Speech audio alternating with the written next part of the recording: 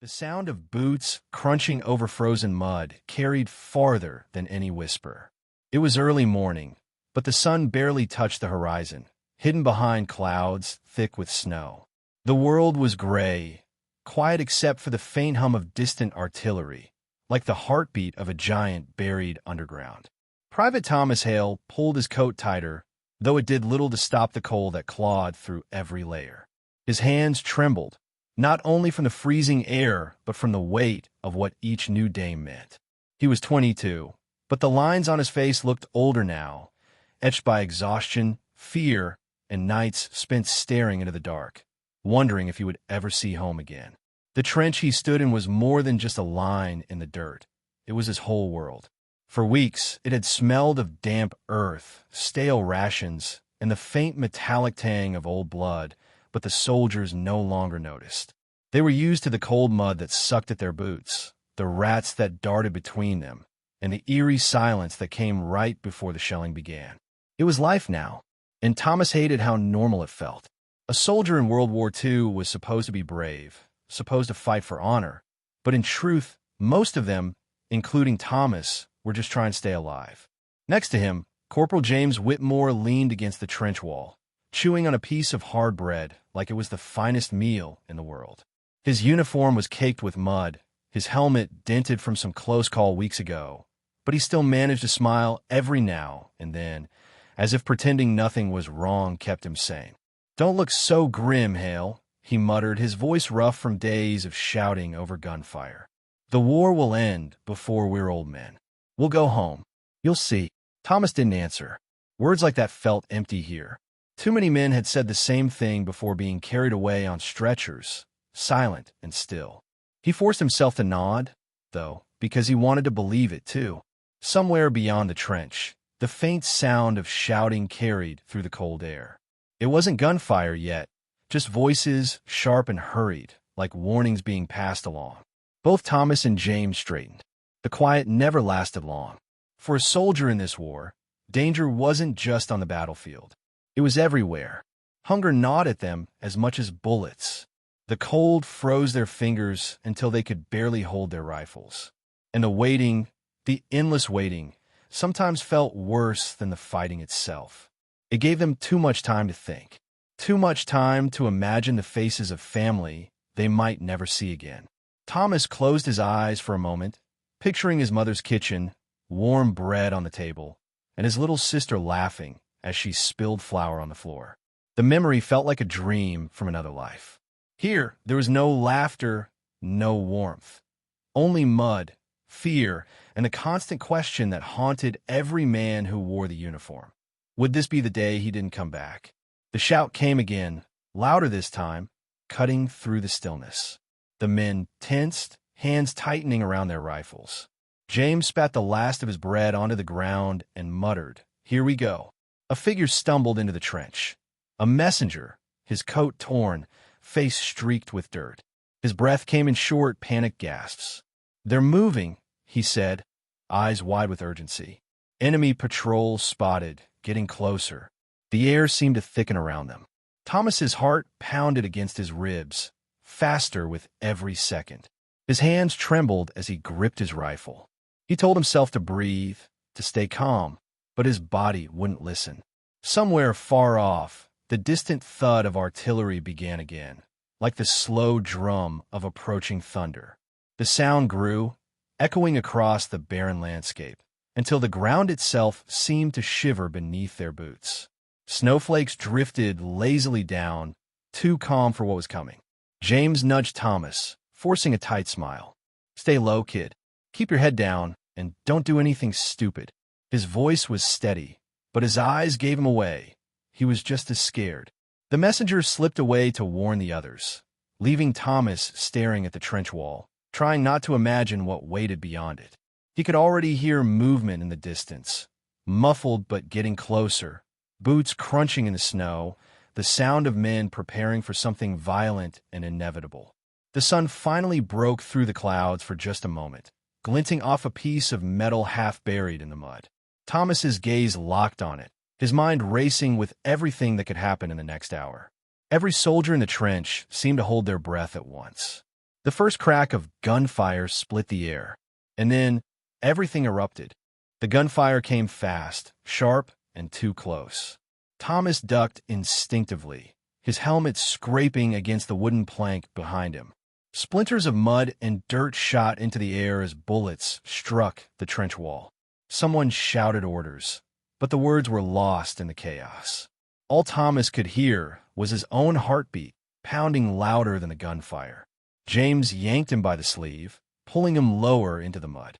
"Stay down," he barked, his voice rough but steady.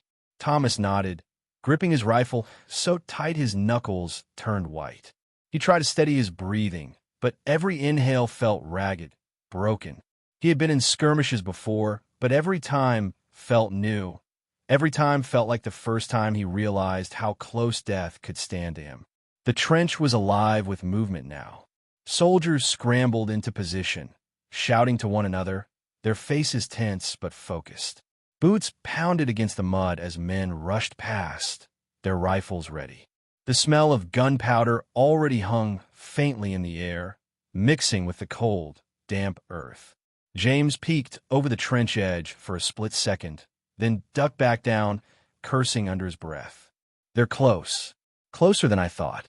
Thomas swallowed hard. His mouth was dry, and his hand shook, but he forced himself to nod. He wanted to ask how many enemies there were, but he didn't. It didn't matter. The only thing that mattered was staying alive long enough to see the next hour. A distant explosion rumbled, shaking the ground beneath them. It wasn't aimed at their trench, but it was close enough to make the walls tremble and loose dirt rain down from above. Thomas flinched as a small clump of mud hit his shoulder, but James didn't move. James had seen worse.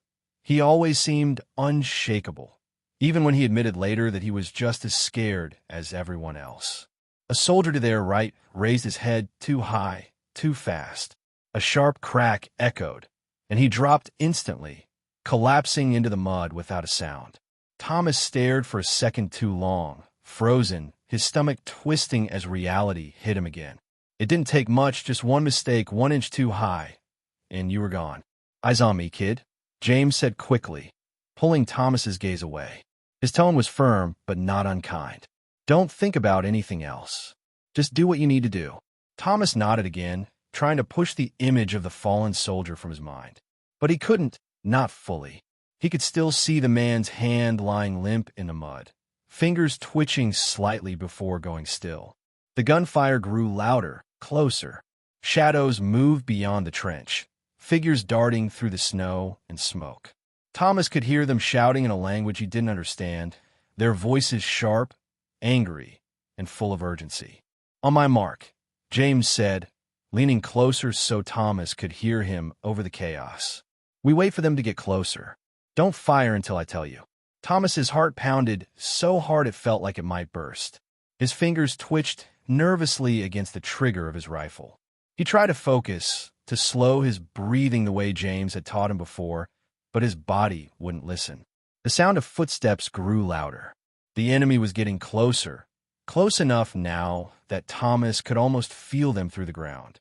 He tightened his grip, biting the inside of his cheek to stop his teeth from chattering, though it wasn't just the cold that made him shake. James glanced at him once more, then gave a small nod. "Now!" The trench erupted with gunfire. Thomas raised his rifle, sighting as best as he could, and pulled the trigger. The recoil jolted his shoulder, and the sound was deafening. Smoke filled the air, mingling with the cold breath of soldiers shouting and firing. Thomas fired again and again, not even sure if his shots hit anyone. He barely had time to think. Just shoot, reload, shoot again. Shouts echoed from the other side, mixed with cries of pain. Snow kicked up as bullets tore through the frozen ground, and Thomas ducked again, pressing his helmet low as dirt and splinters rained around him. A loud explosion nearby sent a shockwave through the trench. Thomas felt his ears ring, and for a moment, the world sounded muffled, distant. His vision blurred slightly as he tried to refocus, shaking his head to clear it. James grabbed his arm, steadying him. "Stay with me," James yelled, his voice cutting through the ringing in Thomas's ears. Thomas nodded, his throat dry, and forced himself to keep going. He peeked over the trench edge just for a moment and saw flashes of movement in the snow. Men darting between cover, some falling mid-run. It was chaos, pure chaos, but he couldn't look away. Suddenly, a sharp whistle cut through the air, a sound every soldier recognized instantly. Incoming artillery. Down, James shouted, pushing Thomas hard against the trench wall. A second later, the ground shook violently as shells exploded somewhere nearby. The air filled with dirt, smoke, and the faint metallic smell of burning. Thomas covered his head with his arms as debris rained down, his ears ringing again from the blasts. When it stopped, or at least slowed, Thomas slowly raised his head. The trench was a mess now, parts of the wooden support broken, dirt sliding into the narrow path. Someone was shouting for help a few feet away, but Thomas couldn't see who. James stood, checking quickly to make sure Thomas wasn't hurt, then scanned the trench. His jaw was tight, his face smeared with mud. "We have to hold," he muttered, mostly to himself. "We can't lose this line." Thomas swallowed, his throat burning from the smoke in the air. His hands shook as he reloaded his rifle, trying to keep his mind focused on the moment, not on the fear that crawled through his chest. The shouting from beyond the trench grew louder again. They weren't finished yet. More footsteps approached, and Thomas could hear the crunch of snow as the enemy moved closer, regrouping for another push. James looked at him, his expression grim but determined. "This isn't over, kid. Not by a long shot." Thomas nodded, though his chest felt tight. His breath came fast and shallow, and his stomach twisted with dread. He wanted to believe they could hold, but as the sound of approaching footsteps grew louder, he couldn't shake the feeling that something was about to go very, very wrong. The sky darkened as thick clouds rolled in again, the sunlight fading. The snow began to fall harder, thick flakes swirling in the bitter wind, covering the ground in white as if trying to hide the chaos beneath. Then, through the haze of smoke and snow, Thomas saw something move, something bigger than just scattered enemy soldiers. A dark shape, followed by several more, advancing steadily toward their line. His breath caught, his heart hammering faster. "James," he whispered, his voice barely audible over the wind. "There's more of them." James followed his gaze, his jaw tightening as he realized what Thomas was seeing. He didn't say anything for a long moment, just stared at the advancing figures, his grip tightening on his rifle. Finally, he muttered, "Hold your ground, Hale. Whatever happens, we hold." But Thomas couldn't shake the feeling that this was just the beginning of something far worse. The enemy was coming closer and closer, their dark shapes cutting through the white snow like shadows creeping toward them. And for the first time, Thomas wasn't sure if they'd survive the next hour. The snow fell heavier now, sticking to Thomas's helmet, clinging to his eyelashes. Every breath he took puffed white in the cold air, but he barely noticed. His entire focus was locked on the advancing shadows. They moved slowly but steadily, spreading across the battlefield like a tide that refused to stop. The faint crunch of their boots echoed in the distance, muffled by the snow but still sharp enough to twist Thomas's stomach with dread. James crouched beside him, his jaw tight, his eyes fixed on the same shapes. "Wait for my signal," he muttered, keeping his voice low so only Thomas could hear. "We don't waste shots." Thomas nodded, gripping his rifle tighter. His hand was shaking again, and he clenched his teeth, trying to steady them. His mind kept flashing images he didn't want. His mother at the kitchen table, his little sister laughing in the sunlight, and the silent body of the soldier who had fallen only minutes ago. He pushed it all down, forcing himself to breathe, to think. The enemy moved closer, shapes becoming clearer through the haze of smoke and snow. Thomas could see their helmets now, the dull gleam of metal under the gray sky. Some crouched low, rifles raised, moving cautiously. Others moved faster, like they were desperate to close the distance before the trench opened fire again. James raised his hand, signaling the men along the trench. They moved with quiet precision, adjusting positions, readying their weapons. Everyone held their breath.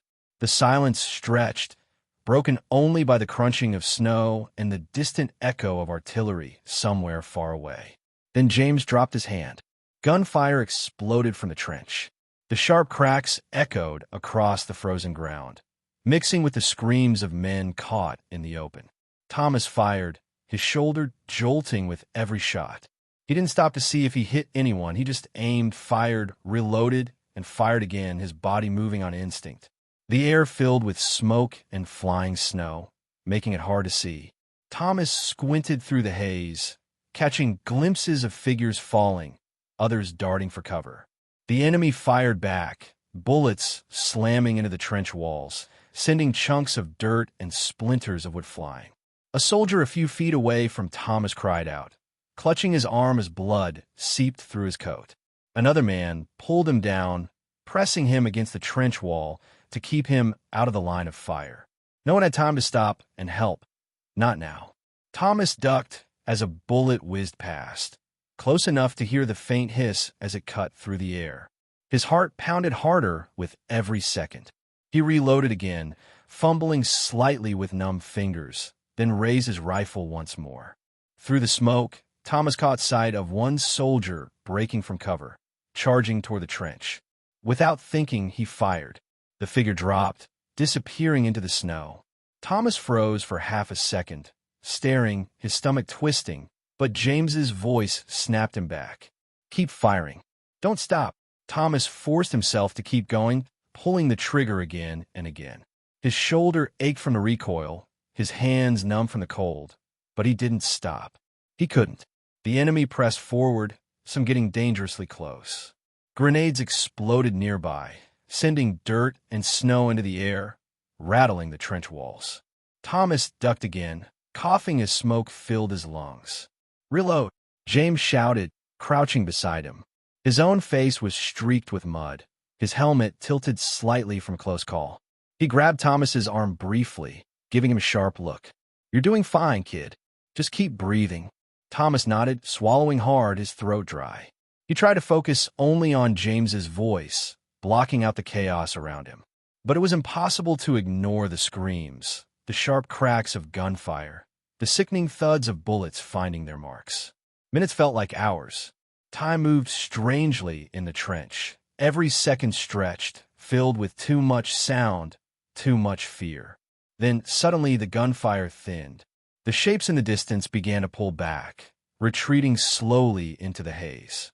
The trench fell quiet except for the ragged breathing of soldiers and the faint groans of the wounded. Thomas lowered his rifle slowly, his arms aching, his chest heaving with each breath. His ears rang from the constant noise, and his hands still trembled, but for a brief moment there was silence. James crouched beside him, scanning the battlefield through the thinning smoke. They're pulling back for now, he muttered. His tone was grim. He didn't sound relieved. Thomas looked at him, still trying to catch his breath. Do we hold? He asked, his voice hoarse. James glanced at him and gave a small nod. For now, yeah, but they'll be back. They always come back. Thomas swallowed hard, his stomach sinking. He wanted to feel relief, but James was right. This wasn't the end. It never was. A medic moved through the trench, kneeling beside the wounded, checking their injuries. The air was heavy with the smell of smoke and blood now, mixing with the damp earth. Thomas looked away, focusing instead on the snow falling gently over the trench, as if mocking the chaos below. James sat beside him, leaning against the trench wall, his rifle resting on his lap. For a long moment, neither of them spoke. The silence felt strange, almost wrong after the chaos, but it didn't last long. A shout came from further down the trench. Thomas looked up, heart skipping a beat, but it wasn't an attack, just a messenger running toward them, breathless, his coat flapping as he moved. He stopped in front of James, panting, his face pale. Orders from command, he said quickly. We're moving out tonight. New position. James frowned. Tonight? In this weather? The messenger nodded, still catching his breath. They want us in the forest line by dawn. Something's happening there, big movement. They need every man. Thomas felt his stomach twist again. Moving out meant leaving the trench, leaving what little cover they had. The forest line sounded worse, exposed, and full of places for the enemy to hide. James gave a slow nod, his expression unreadable. All right, we'll be ready. The messenger nodded and moved on, passing the orders down the line.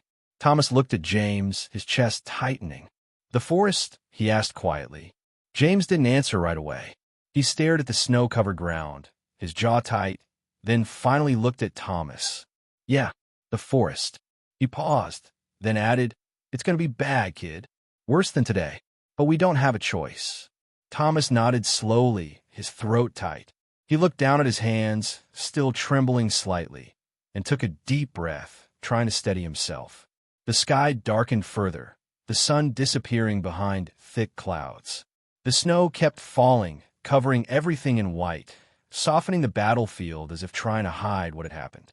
As night crept closer, Thomas sat in silence, staring at the horizon, his mind racing with questions he didn't want to ask. The forest waited, and whatever was coming, he had a feeling it would be nothing like what they had faced today. For now, the trench was quiet, but the quiet felt wrong. Too heavy, too full of the things left unsaid. And deep down, Thomas knew that when the morning came, not everyone who sat in this trench tonight would still be there to see the next sunrise. The cold deepened as the hours slipped by, the kind of cold that crawled through every layer of clothing and settled deep in the bones. Thomas sat with his back against the trench wall, his rifle resting across his knees. The snow still fell, blanketing everything in a thin layer of white, but it couldn't cover the dark stains of the day. He stared at the ground, lost in thought, his mind turning over the same question again and again. What waited for them in that forest? James sat nearby, carefully cleaning his rifle, the steady movements keeping his hands busy. He looked calm, but Thomas knew better. James never admitted when he was worried, but it showed in the way his jaw clenched and how his eyes stayed fixed on some faraway point, as if he was already planning for what might go wrong. "Ever been out that way before?" Thomas asked quietly, breaking the silence. His voice felt strange after hours of listening only to the wind and the occasional groans of the wounded. James shook his head. "Not this part. Forest fighting's tricky. Can't see more than a few yards most of the time. Too many places to hide, too many ways to walk into an ambush." He paused, glancing at Thomas. "You keep your ears open out there, kid. The forest has a way of swallowing sound. Sometimes the first thing you hear is the shot that was meant for you." Thomas nodded, his stomach twisting. The trench, as miserable as it was, felt almost safe now compared to what James described. At least here, you could see the danger coming most of the time. Around them, the other soldiers prepared in silence. Some sat cleaning weapons like James. Others patched torn uniforms or checked their gear. A few simply stared into the distance, their expressions blank, lost in their own thoughts. Everyone knew the forest wasn't just another move. It meant something big. Command wouldn't pull them from a fortified trench unless they expected something worse ahead. Thomas shifted uncomfortably, adjusting his stiff, frozen coat. "Why do you think they want us out there? What's so important about the forest?" James wiped his rifle clean, his movements slow and careful. "Could be anything. Supply routes, enemy movement. Maybe they're planning a bigger push. Doesn't matter. Our job's to hold the line, no matter where they put us." Thomas stayed quiet, staring at the snow as the wind picked up. He wanted to believe that, to think of it as just another order, but his gut told him there was more to it. Something about the way the messenger had looked earlier, pale, nervous, almost shaken, made Thomas wonder if Command knew more than they were saying. A low murmur of conversation drifted from further down the trench. Two older soldiers sat huddled together, speaking in hushed voices, but Thomas caught fragments of their words. "Whole unit wiped out last week, same forest. They're saying the trees are full of snipers. Men just vanish out there." Thomas's heart tightened, and he glanced at James, but James didn't react.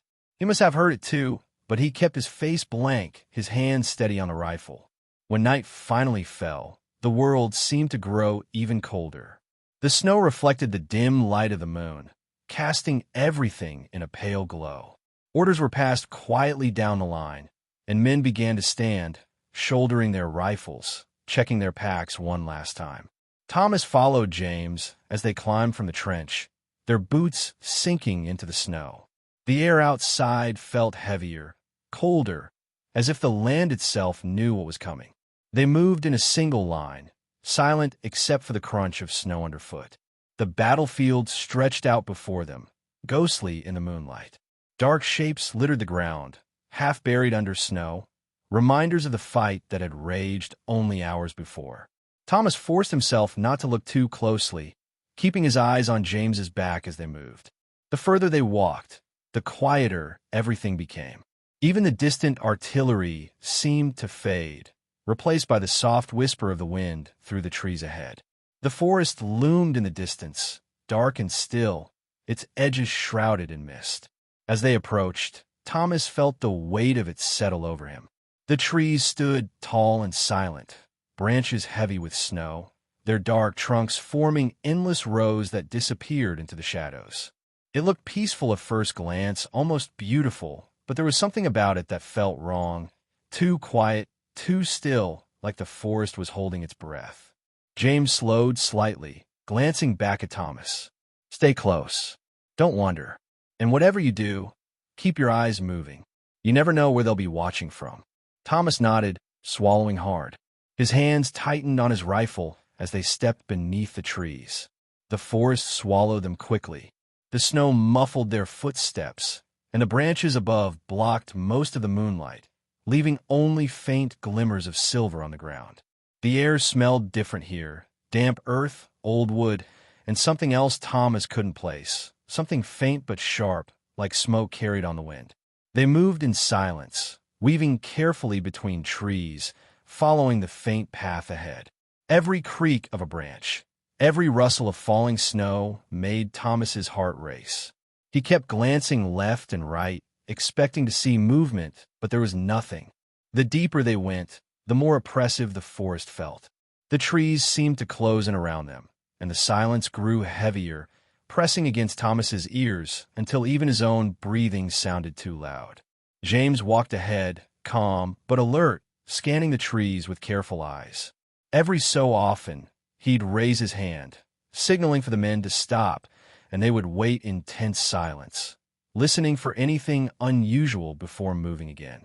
After what felt like hours, they reached a small clearing. The snow here was untouched, smooth and white, except for a single dark mark near the center. Thomas squinted at it, his stomach tightening as they drew closer. It was a boot print, fresh. James crouched beside it, his gloved hand brushing the edge of the print. His expression darkened. "They're close," he said quietly, almost to himself. The men tightened their grips on their rifles, scanning the trees. Thomas felt his heart hammering faster now, his eyes darting from shadow to shadow. The forest suddenly felt alive, every dark shape between the trees like a figure waiting to move. A faint sound broke the silence, distant, almost too soft to hear, like the crack of a branch under weight. James stood quickly, motioning for everyone to spread slightly, to take cover behind trees. His eyes scanned the forest carefully, his jaw tight.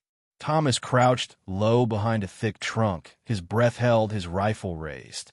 The silence stretched again, heavy and unbearable, every second feeling longer than the last. Then another sound came, closer this time, a rustle deliberate like footsteps moving slowly through the snow. Thomas's throat tightened. He could feel the weight of the forest pressing in, the shadows shifting just out of sight. James glanced at him, giving a small, sharp nod. "Be ready."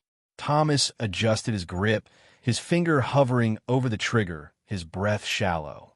The forest stayed still for a long moment, almost as if it were teasing them, holding back whatever waited just beyond the trees. Then, from somewhere in the darkness ahead, came a single, low whistle. It wasn't the wind. It wasn't an animal. It was a signal, and Thomas's stomach dropped as the silence shattered. The whistle cut through the cold air like a blade. Thomas froze, his heart slamming against his ribs as the sound echoed briefly, then vanished into the dark. For a second, nothing moved. The forest was silent again, the heavy quiet pressing down on them all, as if the trees themselves were waiting to see what would happen next. Then the first shot rang out. The crack of gunfire tore through the stillness, and the snow around Thomas's tree exploded in a spray of white. He dropped lower instinctively, pressing his back against the trunk, his rifle raised. All around him, the forest erupted. Shouts, more gunfire, the sharp hiss of bullets ripping through the air. "Take cover," James shouted, his voice cutting through the chaos. Thomas peeked around the tree, his breath coming in quick bursts. Shadows darted between the trees ahead, too quick to track. The muzzle flash of enemy rifles flared briefly in the dark, then disappeared again, leaving only the echo of gunfire. He fired, the recoil jolting his shoulder, then ducked back immediately as bark splintered off the tree beside his head. His hands trembled, his breathing ragged, but he forced himself to reload, trying to steady his shaking fingers. James crouched a few trees ahead, returning fire with careful, deliberate shots. Even under fire, he stayed calm, moving with precision, shouting short orders to the men around him. "Keep low. Watch the flanks," he called out. Thomas forced himself to peek out again, firing at a flicker of movement before ducking back.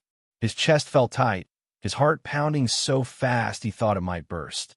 The forest was alive now, filled with the sound of gunfire and shouting, but still, Thomas couldn't shake the feeling that they couldn't see all of them, that there were more hidden in the shadows, waiting.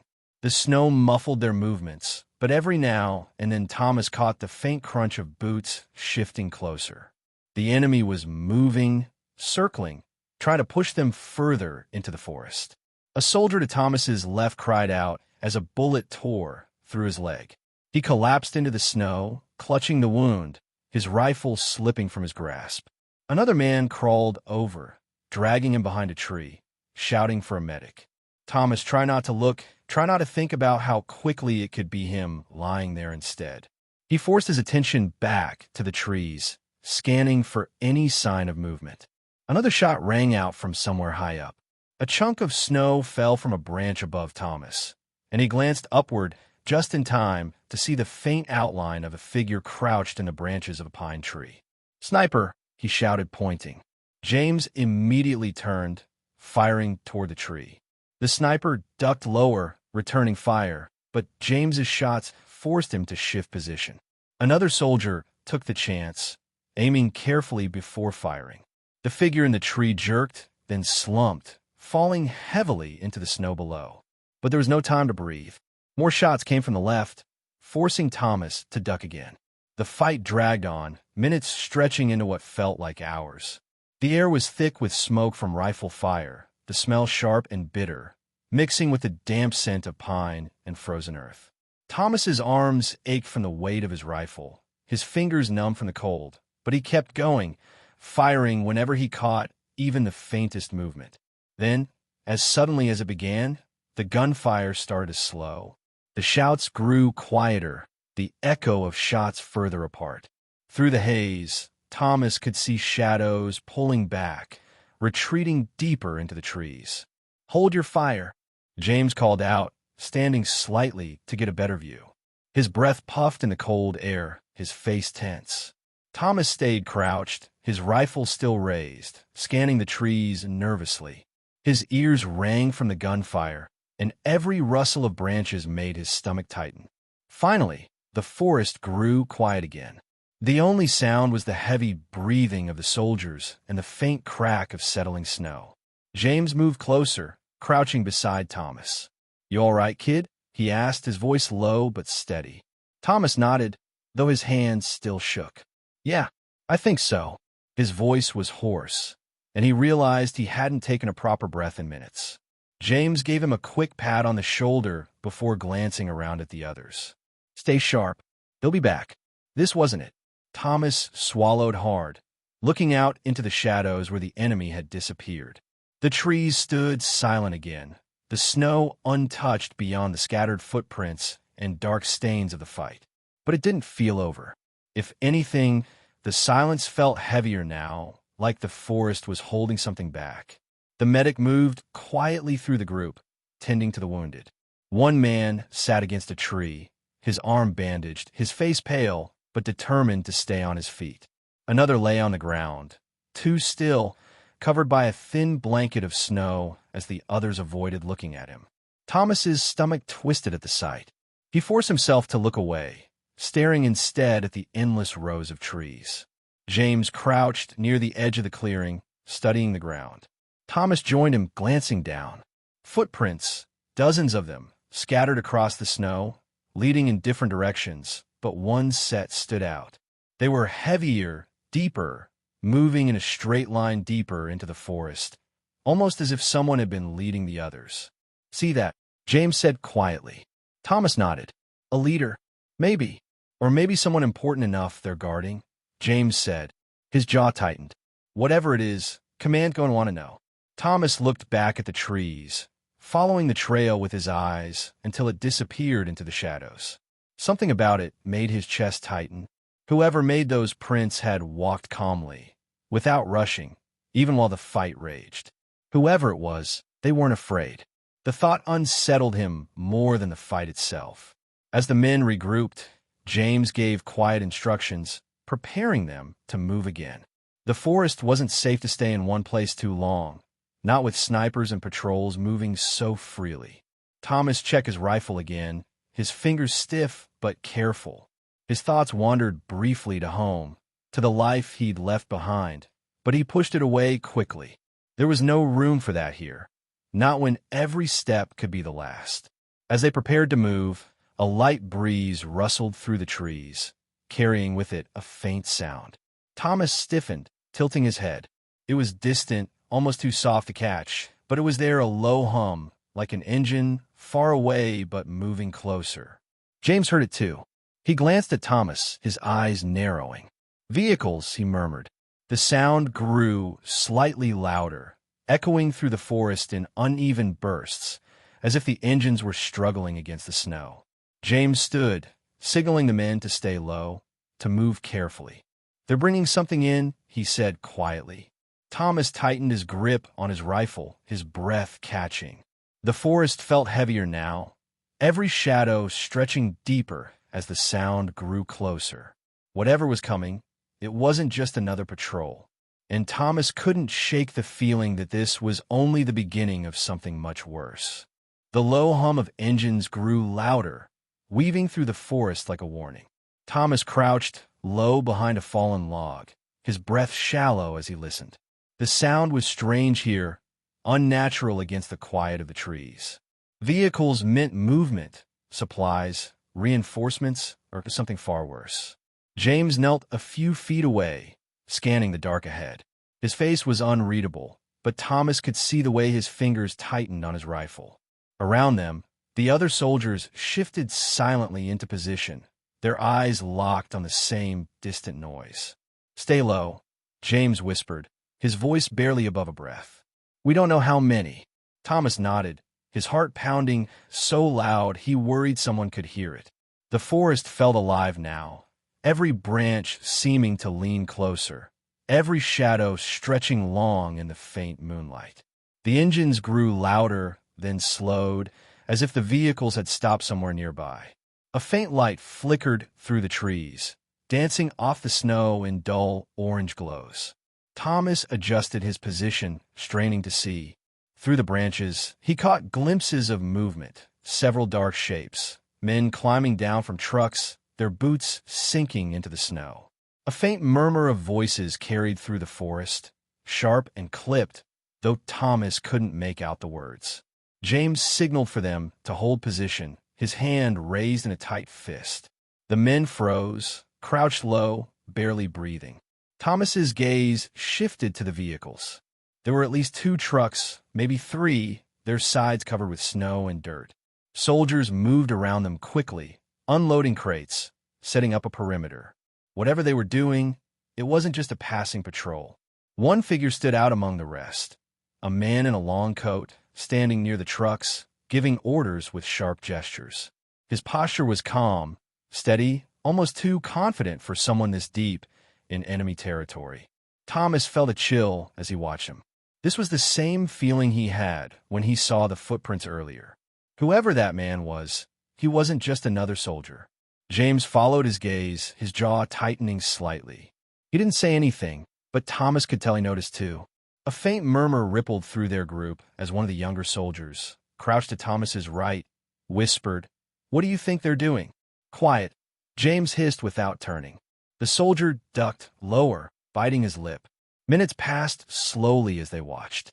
The enemy worked methodically, unloading the crates, moving them toward the edge of the clearing. One of the crates slipped, falling into the snow with a dull thud, and for a brief second, the lid shifted just enough for Thomas to see inside. His eyes widened. It wasn't food or ammunition. Inside, stacked neatly, were long metal tubes, mortars, heavy weapons meant for more than defense. James saw it too, his expression darkening. He leaned slightly toward Thomas, keeping his voice low. "They're preparing for a strike. Those aren't for show." Thomas swallowed hard, his mind racing. If they were setting up mortars, it meant an attack was coming soon. Maybe not here, but somewhere nearby, somewhere that mattered enough to risk moving them through this forest. One of the men near the trucks laughed briefly at something, the sound sharp in the cold night, breaking the tense quiet for just a second. It felt wrong, almost careless, as if they were too comfortable. Thomas shifted slightly, his boot crunching softly in the snow. He froze instantly, heart racing, but the sound seemed too faint to carry. Then, from the far side of the clearing, a branch cracked. The soldiers near the trucks turned quickly, raising their rifles. The man in the long coat lifted his hand sharply, signaling them to stop, listening. The forest fell silent again, everyone holding their breath. Thomas's chest tightened. It wasn't them who made that sound, at least not anyone in his group. But someone was out there moving. James's eyes darted toward the sound, his body tensing. He motioned for the group to stay still, but his hand hovered near his sidearm, ready. The crack came again, softer this time, like someone trying to move quietly but failing. The man in the long coat barked an order, his voice sharp, and two soldiers broke away, moving toward the noise. Thomas shifted closer to James, whispering, "Could it be one of ours?" "Another unit." James shook his head slightly, keeping his eyes on the clearing. "If it is, they're not supposed to be here." The two enemy soldiers disappeared into the trees, their footsteps muffled by the snow. The man in the long coat stayed still, his eyes scanning the forest, his posture calm despite the tension. Minutes passed, the silence stretching painfully. Then a single shot rang out in the distance. The man in the coat didn't flinch. He simply gave another sharp command, and the soldiers returned to unloading the mortars as if nothing had happened. Thomas stared into the trees where the shot had come from, his stomach twisting. Whoever had been out there, friend or foe, wasn't coming back. James leaned closer, his voice low and urgent now. "We need to report this. Command has to know what they're planning, but we can't risk moving until they pull back." Thomas nodded, glancing again at the man in the coat. Something about him unsettled Thomas more than anything else tonight. The way he stood there, calm and collected, made him feel as if everything was going exactly as planned. The soldiers kept working, the soft thud of crates hitting snow the only sound. Thomas shifted slightly, his legs starting to ache from crouching so long, but he didn't dare move too much. A quiet whisper came from behind them, one of the younger soldiers speaking to another. "You think we can take them? Hit the mortars before they finish." James shot him a sharp look, shaking his head. "No, not with this many. We'd be wiped out in minutes." The soldier frowned but didn't argue. The night stretched on as they waited, the forest growing colder, the snow falling thicker, covering the tracks already made. Thomas's breath fogged in the air, his fingers stiffening against his rifle. Finally, after what felt like hours, the soldiers began to pack up. They secured the last of the crates, covering them with tarps, and climbed back onto the trucks. The man in the coat stayed for a moment longer, scanning the trees one last time before stepping onto the lead vehicle. The engines roared to life, the trucks moving slowly through the forest, the sound fading gradually until the clearing was empty again. James exhaled slowly, lowering his rifle. "We move," he said quietly, standing. The group rose carefully, stretching stiff legs, their breath heavy in the cold air. Thomas stood beside James, glancing back toward the trail of tracks the trucks had left. "Where do you think they're headed?" Thomas asked. James's gaze stayed on the path. "Wherever it is, it won't be good for us. And if command doesn't act fast, a lot of people are going to pay for it." Thomas nodded, his chest tight. As they turned to leave, he glanced once more into the shadows of the forest. The trees stood silent again, the snow covering the clearing, but he couldn't shake the feeling that the man in the coat had known they were there all along and had let them live on purpose. The thought followed Thomas as they moved deeper into the forest, every step feeling heavier than the last. The march back through the forest was colder, quieter. Every branch creak, every shift in the wind made Thomas glance over his shoulder. He couldn't stop thinking about the man in the coat. How calm he looked, how certain. It unsettled him. That kind of confidence didn't come from chance. It came from knowing something the rest of them didn't.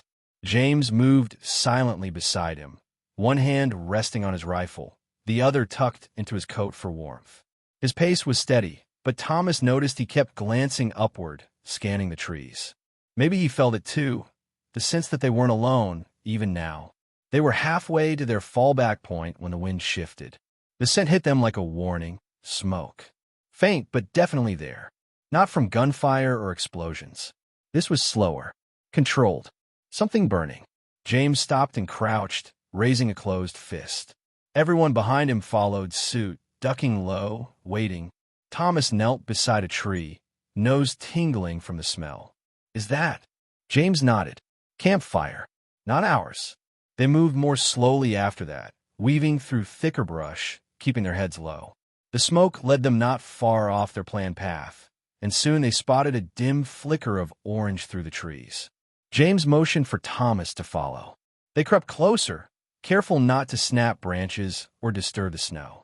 Thomas's boots made the faintest crunch with every step, but the wind helped cover their movement. From behind a low ridge, they saw it. A small camp, hastily built. A single fire burned low, surrounded by 4 figures in mismatched coats. One of them limped slightly as he moved, heavily favoring his left side. Another clutched something wrapped in cloth, hands trembling slightly. They weren't enemy soldiers. Not regular ones, anyway. James studied the group. "Deserters," he muttered. "Or lost. Maybe both." Thomas watched them for a while. One of the men looked young, maybe even younger than Thomas. He kept looking over his shoulder like he expected someone to appear behind him. Their weapons were on the ground, close but not drawn, and none of them wore helmets. James signaled to the others to hold position and slowly stepped out from behind the ridge. His hands were visible, rifle slung low. "Don't move," he called, calm but firm. The 4 men jumped to their feet instantly, grabbing for their weapons. One of them raised his rifle, but stopped when James lifted his hand again. "We're not here to fight," James said. "We just want to talk." Thomas followed carefully, rifle held tight, but he kept it lowered. The snow fell lightly around them as the standoff stretched. The youngest of the 4 finally spoke. "What unit?" His voice cracked with tension. 117th, James replied. "We're not looking for trouble. We just came from the east." The man hesitated, then nodded toward his group. "We haven't seen friendlies in 2 days. Got cut off after the last push." The one with the wrapped bundle unwrapped it slightly. It was a badly injured arm, dark with bruising, blood soaked into the sleeve. James stepped forward. "We have a medic about an hour behind us. If you come with us, we can help you get back to your lines." The injured man stared at him, expression unreadable. "They're not going to be happy to see us." James didn't blink. "It's better than bleeding out in the snow." Eventually, the men agreed. It wasn't trust, not exactly, but it was a shared understanding. None of them would last long out here alone. As they began walking, Thomas fell into step beside the youngest man. He looked barely old enough to shave, his cheeks raw from the cold. "What happened to you?" Thomas asked, his voice soft. The boy looked down. "Patrol. We thought we were moving into cleared ground. Walked right into a nest of them.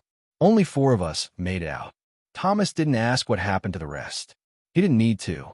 As they walked, the new group stayed close but quiet. James kept checking the trees, his eyes scanning the dark ahead. After an hour, the snow thickened again, blurring the trail. Visibility dropped, and the forest seemed to shift. Everything looked the same, white, gray, brown. Thomas kept his eyes forward, trying not to imagine things moving in the corners of his vision. Then they saw the first body. It was off the trail, half covered in snow, his uniform twisted unnaturally. No visible wounds, just still. James knelt beside it, brushing snow from the sleeve. Ours, he said quietly. But this wasn't from the ambush earlier. Thomas looked closer. The man's eyes were open, wide, frozen in fear. His mouth slightly parted like he'd been about to scream. James stood slowly. Keep moving. Eyes up. They walked faster after that.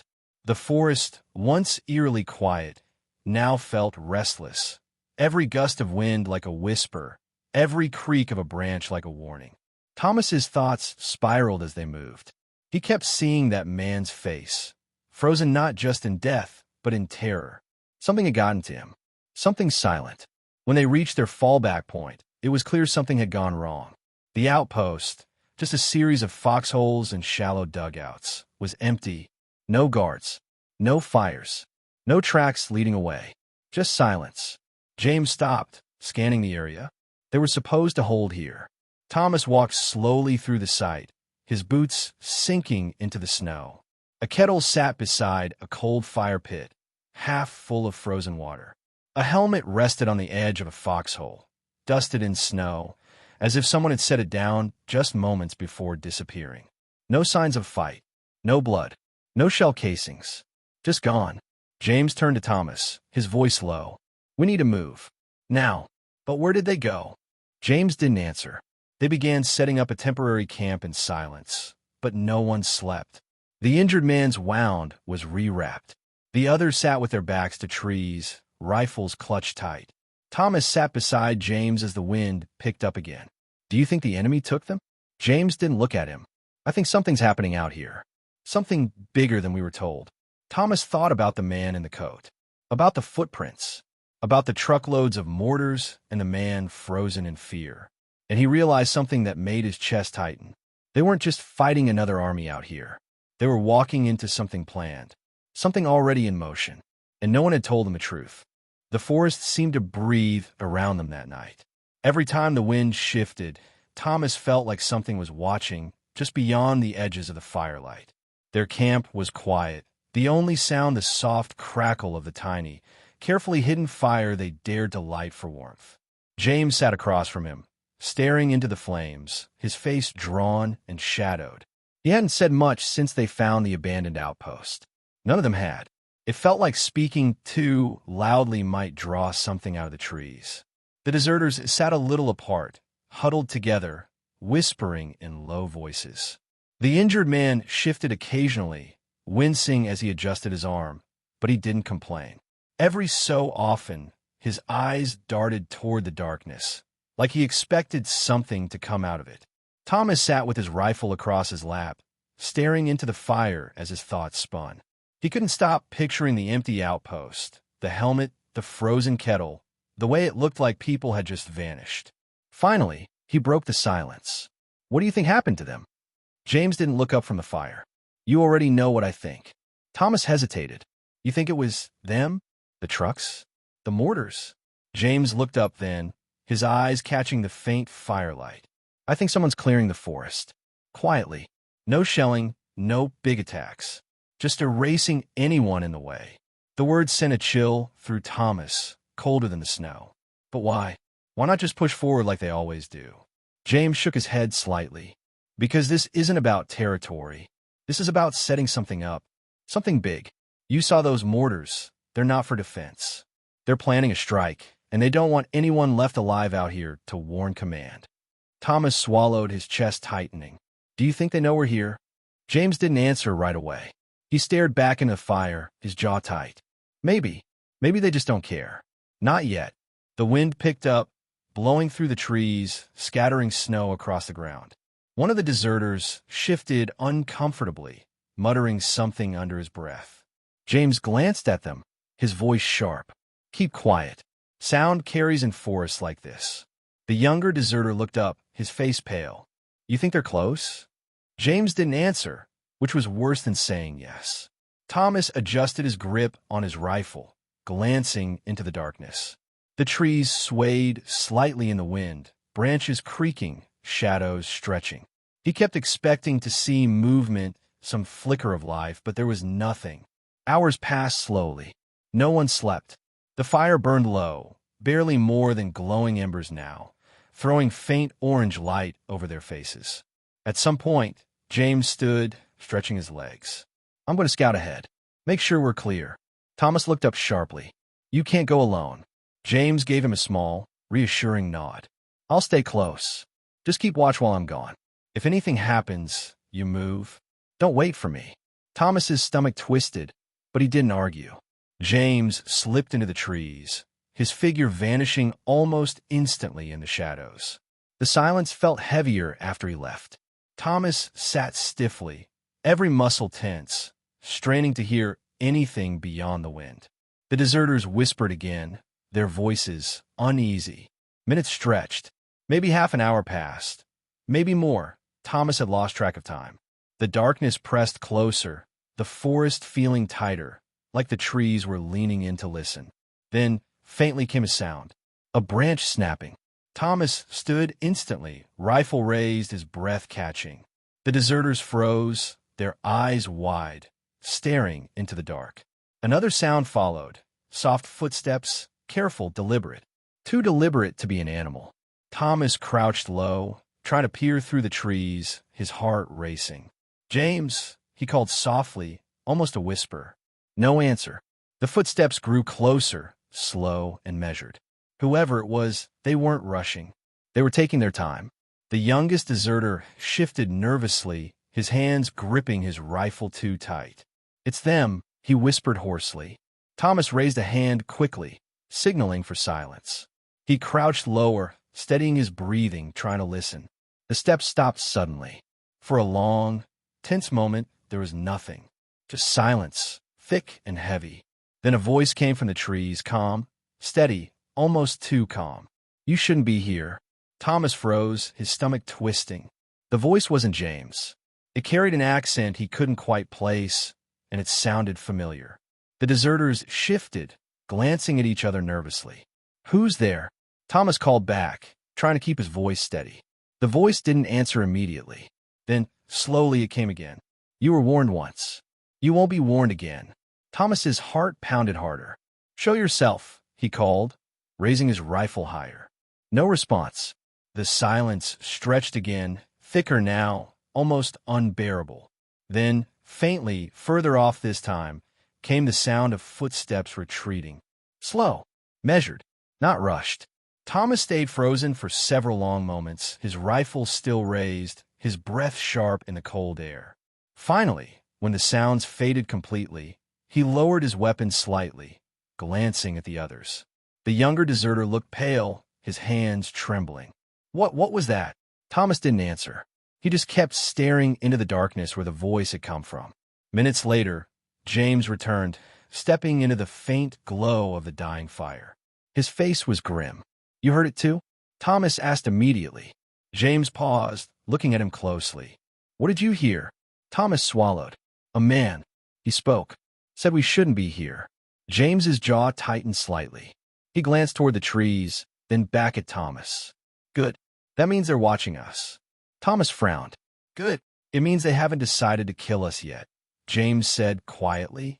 The words hung in the cold air, heavier than the silence that followed. As the night dragged on, no one spoke much. The deserters eventually dozed in short, uneasy naps, their rifles clutched tight, even in sleep.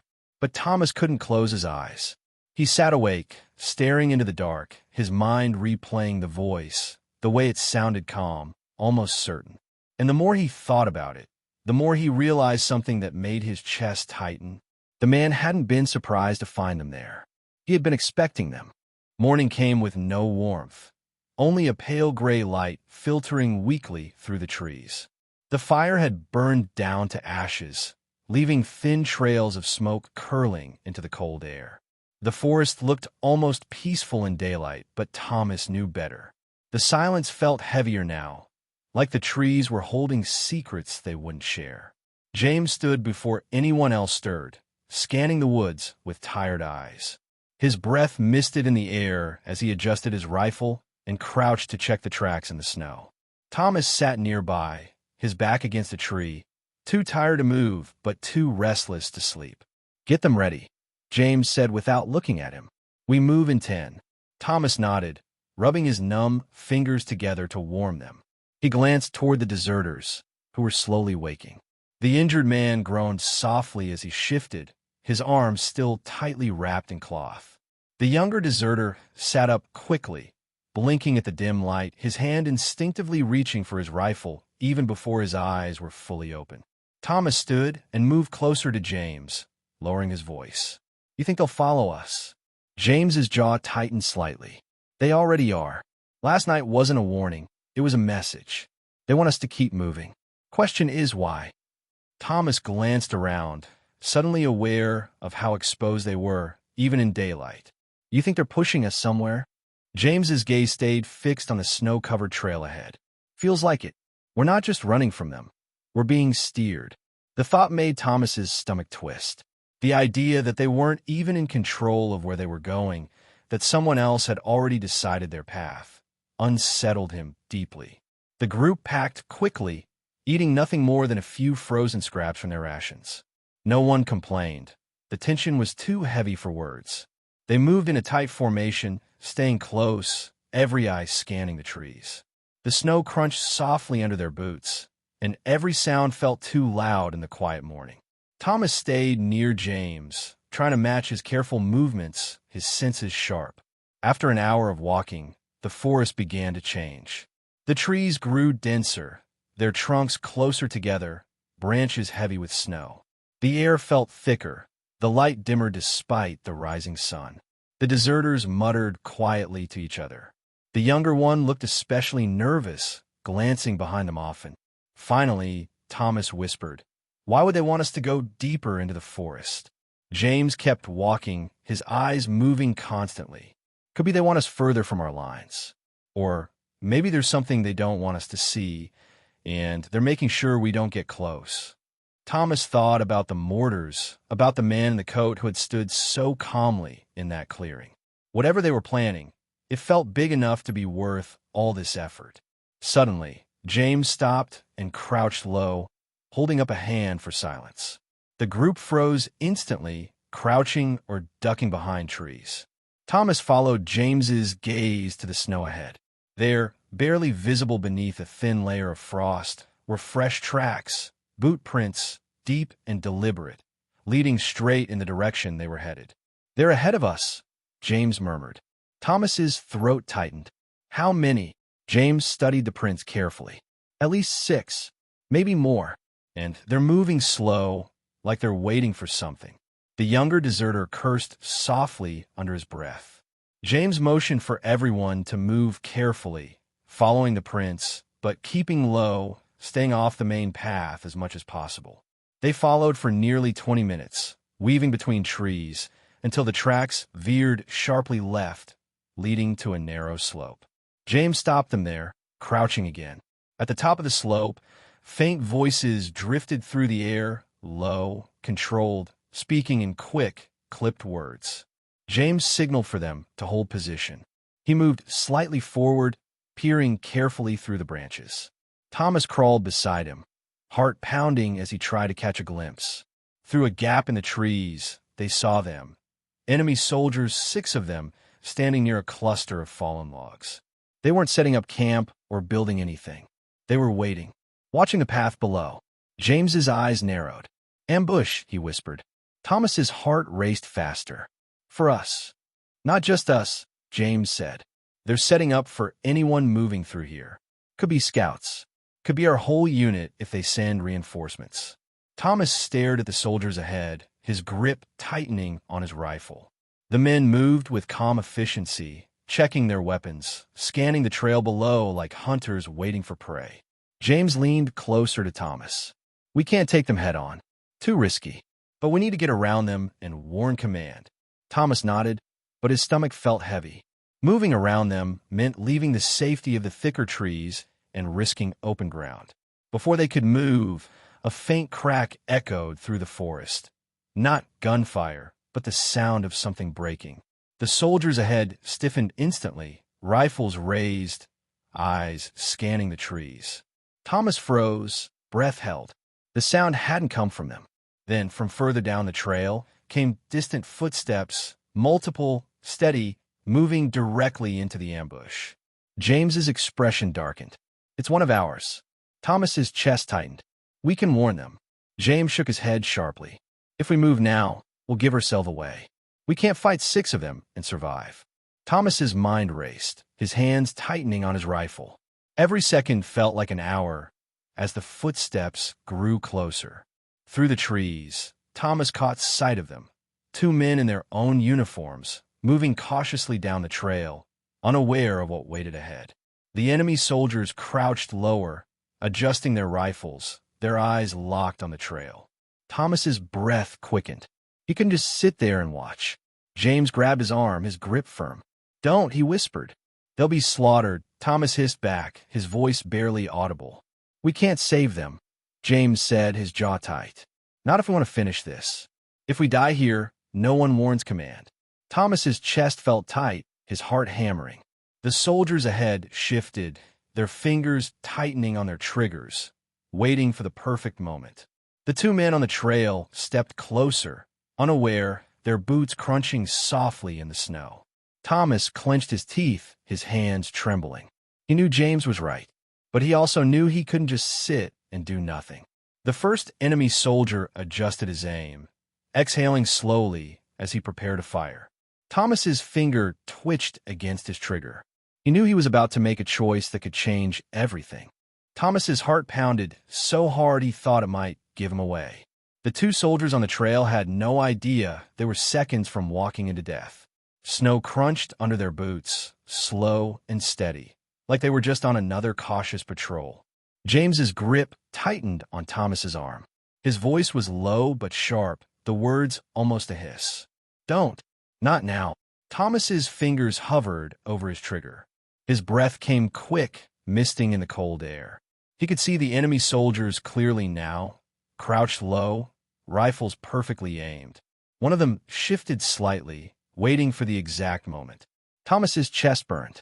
He couldn't watch this happen. His hands shook as he tried to breathe slowly, but the sound of his pulse in his ears drowned everything out.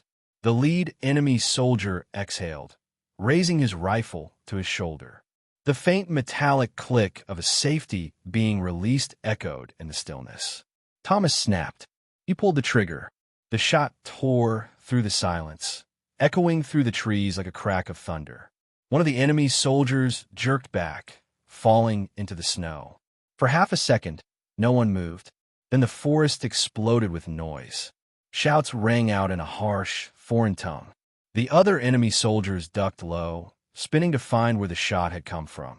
Bullets ripped into the trees, splintering bark, sending snow bursting into the air. "Move!" James shouted, pushing Thomas hard to the side as gunfire raked their position. The 2 soldiers on the trail dropped instantly, scrambling for cover behind a fallen log as bullets tore into the path where they had been standing. Thomas hit the ground, snow burning cold against his face, his rifle clutched tight. He rolled behind a tree as bullets chewed into the bark, sending wood chips flying past his head. The deserters fired back, their shots wild but desperate, the sharp cracks of their rifles mixing with the heavy thud of incoming fire. Thomas pressed his back to the tree, reloading with shaking hands. His breath came fast, each inhale sharp and cold. James crouched beside him, his jaw tight with anger. "You just signed our death warrant," he shouted over the gunfire. Thomas didn't answer. He couldn't. His chest felt too tight to speak. The gunfire grew heavier, the enemy's soldiers advancing. Thomas could hear their boots crunching through the snow, their voices calling to one another as they moved closer. James leaned out, firing 2 quick shots before ducking back. "We can't stay here. They'll pin us down and circle us." The deserters were already pulling back, trying to shift positions, but one cried out suddenly, falling to the snow as a bullet struck his leg. Thomas crawled toward him, grabbing his arm and pulling him behind a tree as bullets ripped through the snow where he had been lying. The younger deserter returned fire, his shots frantic, shouting something Thomas couldn't hear over the chaos. James fired again, then ducked lower, his face grim. "We need to move north, thicker cover there. Now." The enemy soldiers kept pushing forward, their shots more controlled now, driving them back inch by inch. Thomas glanced toward the trail. The two soldiers he had tried to save were firing back now, their rifles steady, their faces pale with shock. One of them looked toward Thomas briefly, giving a small nod before turning back to shoot again. "Go!" James shouted, grabbing Thomas by the shoulder. "Cover fire! Move!" Thomas took a deep breath, then leaned out, firing blindly toward the advancing enemy. Bullets whipped past him, snapping through branches, but he kept shooting, forcing them to duck for cover. James moved first, sprinting low through the snow toward the thicker trees. The deserters followed, dragging the injured man between them. Thomas waited until the last second, firing one more shot before running after them, his boots slipping in the snow as bullets chewed into the ground around him. The forest blurred as he ran, his breath coming in harsh gasps. He dove behind a thick pine, heart hammering, as James crouched beside him, reloading quickly.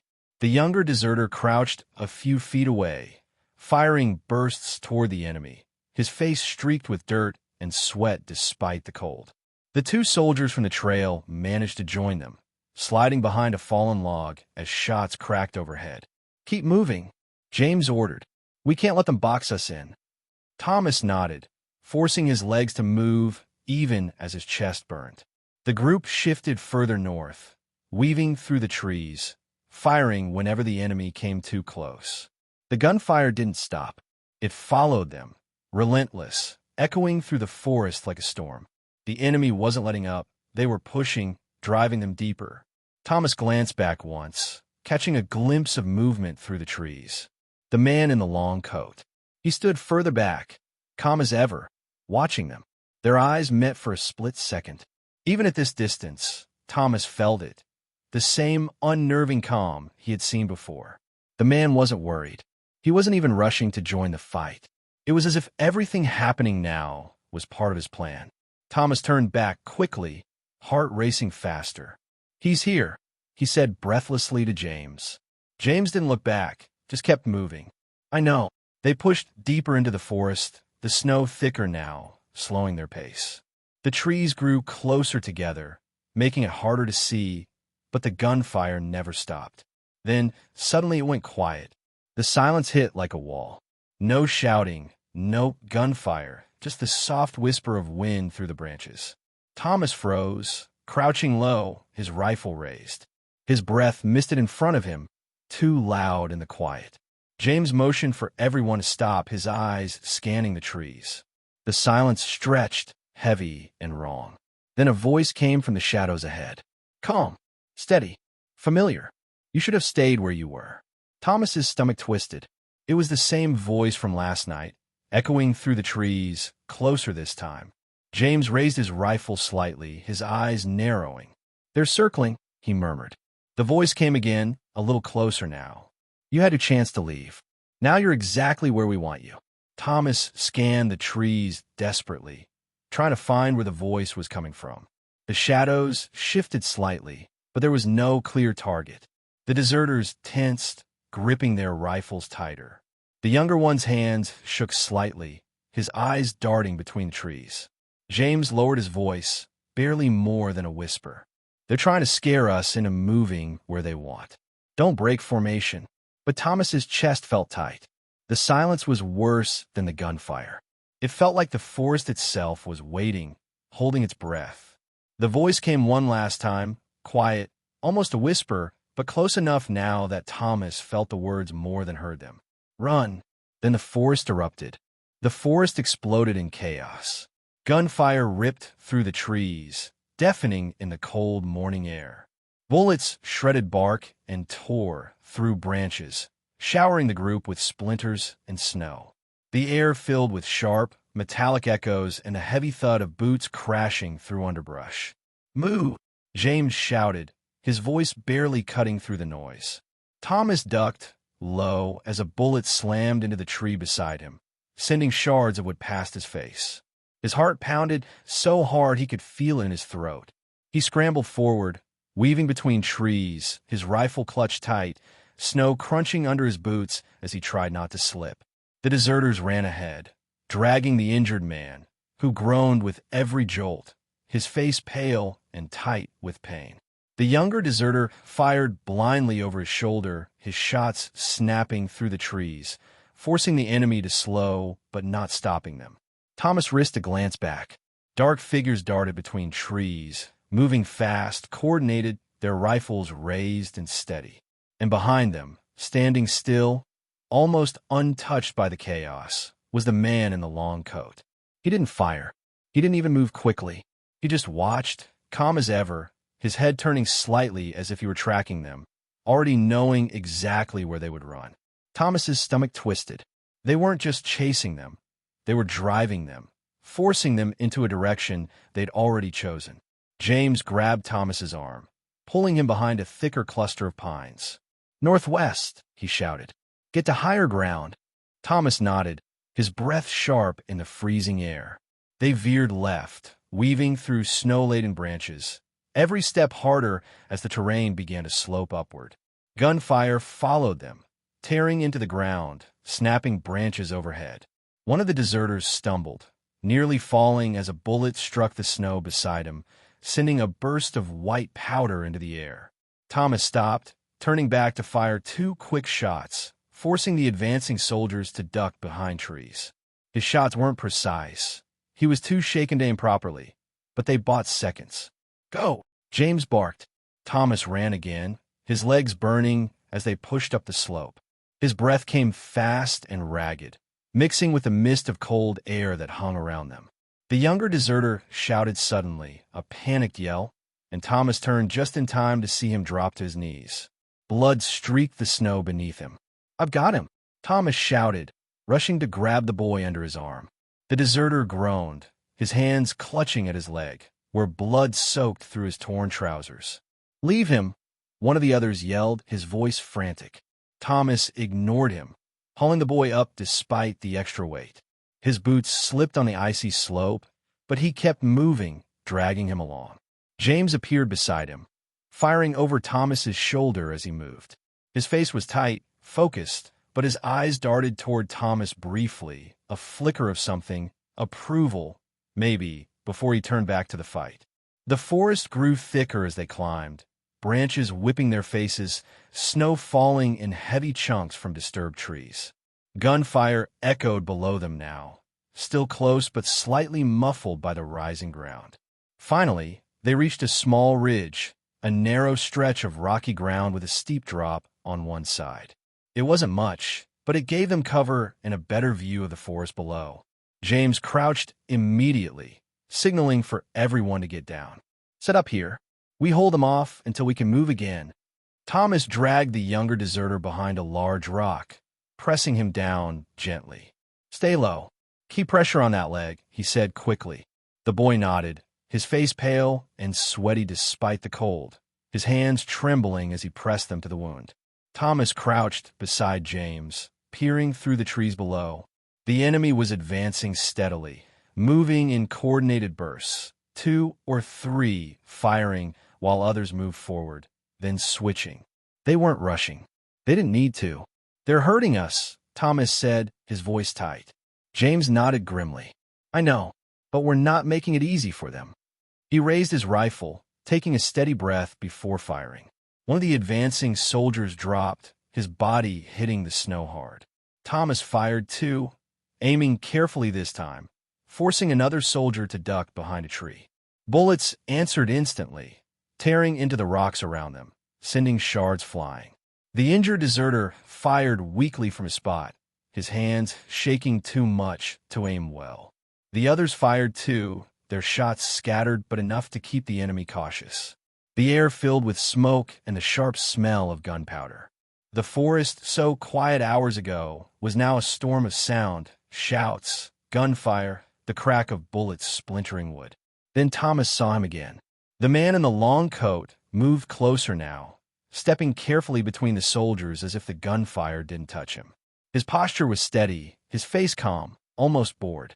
His eyes locked briefly with Thomas's again, even at this distance, and Thomas felt a chill that had nothing to do with the cold. It was as if the man knew exactly how this would end. Thomas fired toward him, the shot sharp and desperate, but the man stepped behind a tree a moment before the bullet hit. Not rushed, not startled, just timed, as if he had been expecting it. James glanced at Thomas sharply. "Save your ammo for the ones that matter," he said. Thomas swallowed, gripping his rifle tighter. "He matters." James didn't respond, just fired again, his jaw tight. The enemy soldiers were closer now, their shots coming faster, sharper, forcing Thomas and the others to duck lower behind the ridge. The younger deserter groaned softly, his hands slipping from his leg wound, blood pooling slowly in the snow. Thomas pressed a hand to his shoulder. "Stay with me. Don't pass out." The boy nodded weakly, his breath shallow. James ducked lower as a bullet ricocheted off the rock beside him. "They're trying to push us left," he said. "If we move that way, we're dead." Thomas glanced toward the trees to their left.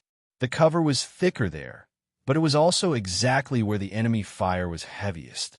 "They're blocking every way out," Thomas said, his chest tightening. James nodded once. "That's because we're almost where they want us. Whatever's ahead, they plan for us to be there." Thomas's hands tightened on his rifle.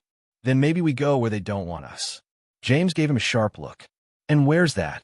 Thomas didn't answer, his mind racing. His eyes darted across the forest, scanning for any opening, any gap in their line. A sudden shout came from below, one of the enemy soldiers barking orders. Then, for a brief moment, the gunfire shifted, heavier to their right, like they were concentrating fire there. James followed his gaze, his jaw tightening. "They're moving to cut us off completely. We have one chance to move before they close in." Thomas's pulse quickened. The air felt heavier, the snow falling slower somehow, like the world itself was holding its breath. The man in the long coat stepped into view again, standing just far enough back to be safe, his arms crossed, watching. For the first time, Thomas thought he saw the faintest hint of a smile on his face. The smile on the man's face made Thomas's stomach twist. It wasn't smug or mocking. It was worse than that. It was confident, like everything happening was exactly as planned, and they were all just pieces being moved across a board he already controlled. James noticed it too. His jaw tightened as he ducked lower behind the ridge, loading another round into his rifle. "He's watching to see what we do next," he muttered. Thomas wiped snow from his eyes, his breath sharp in the freezing air. "Then let's do something he doesn't expect." James gave him a quick look, measuring him. "We have one chance, and if we're wrong, we don't walk out of this forest." Thomas's fingers tightened around his rifle. His chest rose and fell with quick breaths, but his voice stayed steady. "Better than waiting here to be boxed in." The younger deserter groaned, shifting weakly against the rock, his face pale. Thomas glanced at him, then back toward the trees. They didn't have time to wait. James peeked over the ridge, scanning the forest below. The enemy soldiers had spread wider now, closing the gap on both sides. Their fire came in sharp, controlled bursts, forcing the group to stay low. The man in the coat remained still, standing just behind them, his eyes following every movement on the ridge. James ducked back down, his jaw tight. "We can't go left. They're too heavy there. Right is bad too, but..." Thomas followed his gaze. The right side sloped sharply downward into thicker trees. It was risky terrain, slippery with ice, but it offered better cover if they could make it down without being shot. James nodded slightly. "We push right. Hard and fast. Don't stop until we hit thicker forest. They won't expect us to take that drop."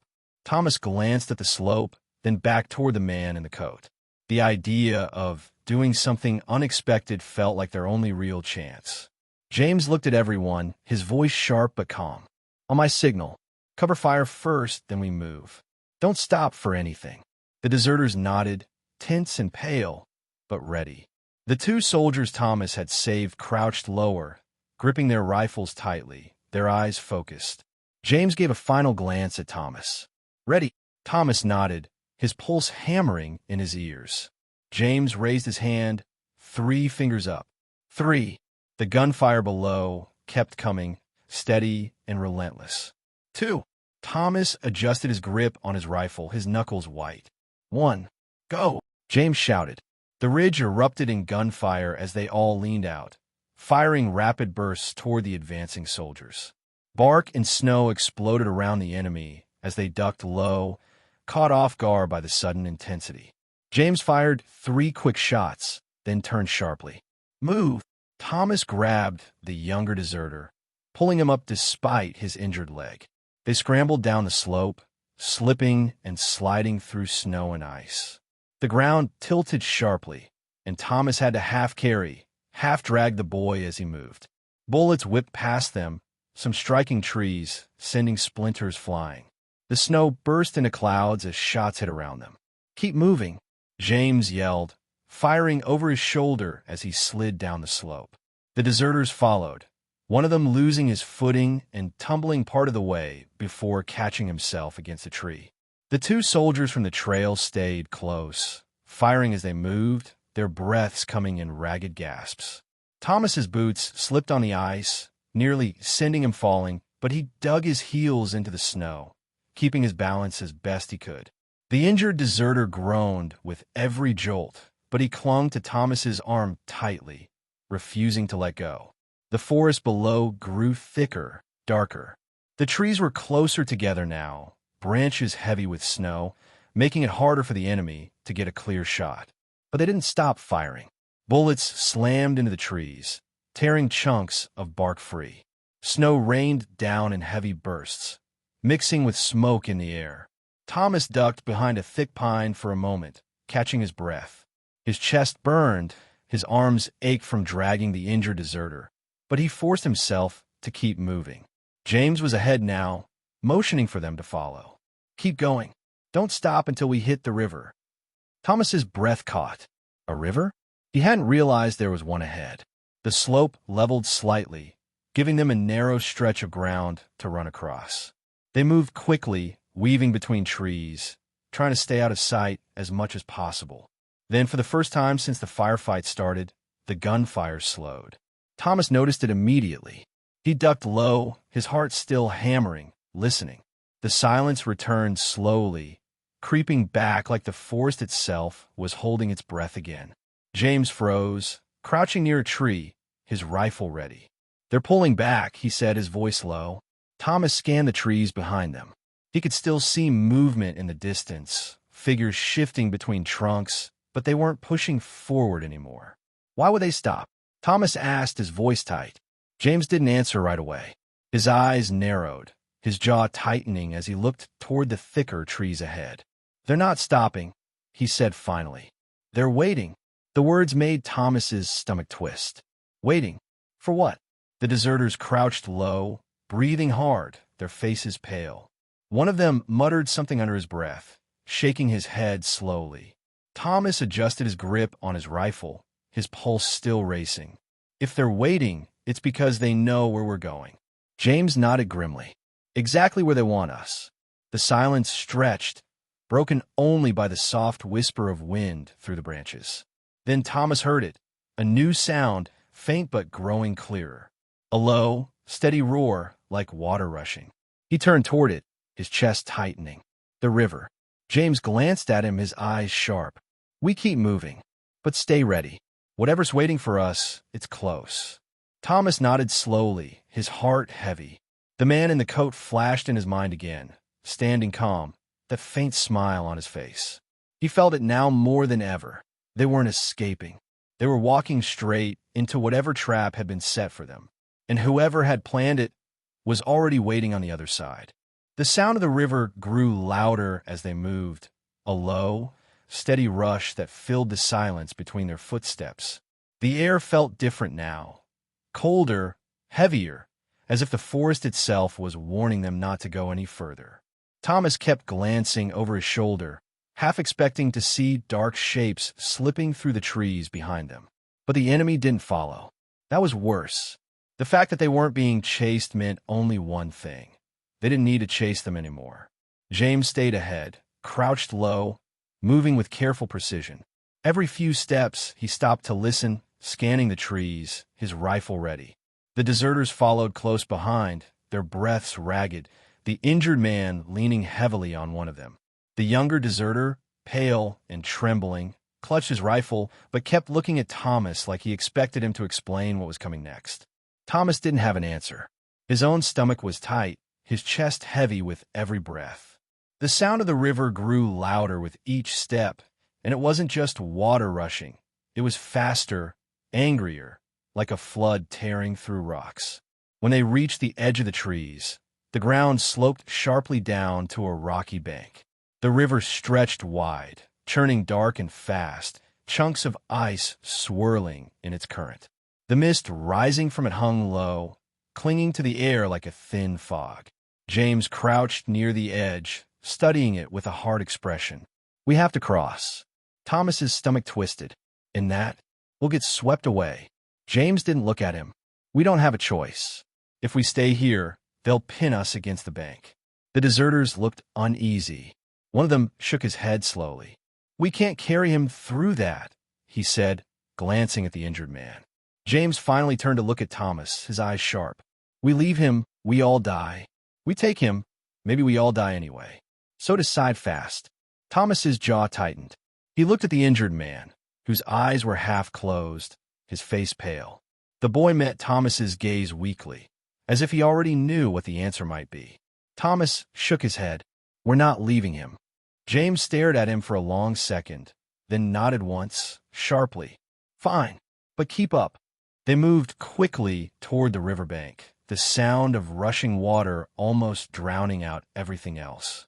The mist hung thick, making it hard to see far across, but Thomas felt watched, like eyes were tracking their every movement. Then, as he crouched near the bank, scanning for a possible crossing, he saw it, tracks in the mud. Boot prints. Fresh. He froze. "James," he whispered sharply. "Someone's already been here." James crouched beside him, following his gaze. His jaw clenched as he studied the prints. "They're ahead of us." Thomas's chest tightened. "They're waiting on the other side." Before James could answer, a crack echoed through the air, not a gunshot, but the sound of a branch breaking. Everyone froze instantly, crouching lower, scanning the trees. The younger deserter's hand shook as he raised his rifle, his eyes darting around. The sound came again, closer this time, followed by soft, deliberate footsteps. James gestured sharply, motioning for everyone to get low. Through the mist, shapes began to appear on the other side of the river. At first, Thomas thought they were enemy soldiers, but as they grew clearer, his stomach turned. They weren't enemy uniforms. They were their own. For soldiers in familiar gear stood on the opposite bank, watching them through the mist. For a split second, Thomas felt relief, until he saw their faces. The men weren't signaling for them to cross. They weren't even calling out. They were just standing there, silent, their rifles ready, their eyes cold. James muttered under his breath, his voice low, "Something's wrong." One of the soldiers on the far bank raised his rifle slightly, not pointing it at them, but holding it in a way that made Thomas's chest tighten. "They're not here to help," Thomas whispered. James nodded once. "They're not ours anymore." The deserters looked confused, whispering frantically to each other. Then one of the soldiers across the river called out, his voice sharp, cutting through the mist. "Drop your weapons." Thomas's grip tightened on his rifle. The man called again, louder this time. "Drop them, or you don't cross." James didn't move. His jaw clenched, his eyes locked on the men across the river. "This doesn't feel right," he said quietly. Thomas stared at the soldiers on the far bank, his heart pounding. Something about them was off. The uniforms were right, but their posture was wrong, too stiff, too controlled, like they were following a different set of orders. Then it hit him. "They're not supposed to be here," Thomas whispered. "They're not with command. They're working with them." James's eyes narrowed slightly, but he didn't look surprised. The man across the river shouted again, stepping closer to the edge. "This is your last chance." The deserters shifted uneasily, glancing between James and the river. One of them whispered, panicked, "What if they shoot us if we don't?" James didn't answer. He just kept watching the men on the other side. Then suddenly, something else moved in the mist behind the soldiers. Another figure, stepping into view. Thomas felt his chest tighten as the man in the long coat appeared on the far bank, standing just behind them. He didn't speak. He didn't need to. He just stood there, watching, his hands clasped loosely behind his back, his calm expression unchanged. The four soldiers didn't even look at him, as if they were expecting him to be there. Thomas felt a cold weight settle in his chest. The man wasn't just hunting them. He had help on both sides. James crouched lower, his voice almost a whisper. "If we cross, we're dead." Thomas swallowed hard, his mind racing. "Then we don't cross." James's eyes shifted toward the forest behind them, where the enemy soldiers still waited. "Then we run again, but not where they want us to." The man in the long coat tilted his head slightly, as if he already knew what they were thinking. Thomas's grip tightened on his rifle, his breath sharp and quick. The roar of the river filled his ears, mixing with the pounding of his heart. The man on the far bank raised his rifle, aiming directly at them now. "Drop your weapons," he shouted again. James met Thomas's eyes briefly, his voice low and steady. "Get ready to move on my signal." Thomas nodded, his chest tight. His pulse hammered as he glanced between the soldiers ahead and the forest behind. Either way, they were running straight into a trap, and the man in the long coat looked like he couldn't wait for them to choose. The roar of the river filled the silence, but it wasn't loud enough to cover the tension stretching between both sides. Thomas could feel every muscle in his body tighten as he stared across at the soldiers on the far bank. The mist swirled slowly between them, thick and cold, carrying the faint scent of wet earth and gunpowder. The man in the long coat hadn't moved. He stood still, almost like a shadow in the fog, his gaze locked on Thomas and James as if he could read their every thought. James crouched lower, his rifle ready, his voice barely above a whisper. "They won't wait much longer." Thomas swallowed, his throat dry. "If we stay, we're dead. If we cross, we're dead." James's eyes didn't leave the river. "There's a third option." Thomas frowned. "Which is?" James glanced toward the trees behind them, where the enemy soldiers were still waiting. The silence in that direction felt heavy, almost patient, like they knew exactly what James was thinking. "They want us to choose between two traps," James murmured. "So we take neither." Thomas's heart pounded harder. "Where do we go then?" James shifted his weight slightly, scanning the riverbank to their left, where jagged rocks jutted from the water, slick with ice. "Upstream. There's a ridge. If we can climb it, we can get around both sides before they close in." Thomas followed his gaze, his stomach sinking. The ridge was steep, covered in loose snow and rocks. Climbing it with an injured man would slow them down, and if either side caught them halfway up, they'd be trapped in the open. But there was no better choice. James nodded once, sharp and decisive. "On my signal. Move fast. Don't stop for anything." Thomas's hands tightened on his rifle. His breath came quick, misting in the air as he glanced at the younger deserter, who stared back at him with wide, fearful eyes. Across the river, the soldier aiming at them took a step forward. His voice was sharp and final. "Drop your weapons. Now." James didn't answer. He just raised his hand slightly, signaling the group. Thomas felt his chest tighten as he crouched lower, his heart hammering in his ears. Then James dropped his hand. "Go!" The group moved at once. Thomas grabbed the injured deserter, hauling him up as they bolted toward the left side of the bank. Snow kicked up under their boots as they sprinted, slipping slightly on the icy ground. Shouts erupted immediately. Gunfire cracked from both sides almost at once. The soldiers across the river fired first, bullets tearing into the snow where they had been crouched seconds before. Bark splintered as shots from the forest behind them followed, forcing them to zigzag across the slippery bank. Thomas ducked low, dragging the younger deserter, who stumbled with every step, his leg bleeding heavily again. "Stay with me," Thomas shouted over the roar of the river and gunfire. The younger deserter groaned but clung to Thomas's arm, his face pale and tight with pain. James fired back over his shoulder as he ran, sharp and precise, forcing a soldier across the river to duck. "Keep moving," he yelled, his voice cutting through the chaos. The deserters scrambled ahead, one of them slipping on the icy rocks and nearly falling into the rushing water before catching himself against a tree. The two soldiers Thomas had saved moved in bursts, firing quick shots to cover the group as they moved, their breaths harsh and fast. The slope to the ridge came into view, steep, jagged, and coated in loose snow that would be almost impossible to climb quickly. But it was their only chance. James reached it first, dropping low behind a boulder for brief cover. He turned sharply. Up, now! Thomas half-carried the younger deserter toward the base, forcing his legs to move despite the weight dragging him down. His chest burned, his breath coming fast as he pushed the boy upward first, helping him grab hold of the rocks. The younger deserter grunted in pain as he tried to climb, his wounded leg trembling with each movement.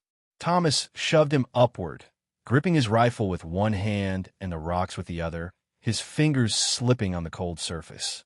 Bullets struck the ridge, sending chunks of rock flying. Snow cascaded down, dusting Thomas's face as he climbed. The deserters scrambled ahead, pulling themselves upward desperately, their boots slipping on the loose surface. The two soldiers covered them from below, firing back toward both sides, their shots sharp and fast. The roar of the river mixed with shouting now. Enemy soldiers from the forest breaking through the trees, their voices sharp and angry. Thomas risked a glance back and saw them, dark figures moving quickly toward the bank, rifles raised, firing as they advanced. And among them, still calm, still steady, was the man in the long coat. He didn't rush. He just walked slowly, his eyes locked on the ridge, as if he already knew they wouldn't make it far. Thomas clenched his teeth, dragging himself higher, his arms burning with the effort. The younger deserter slipped once, nearly falling, but Thomas grabbed his arm, pulling him back up. "Don't stop," Thomas shouted, his voice hoarse. The injured man nodded weakly, his breaths sharp and shallow.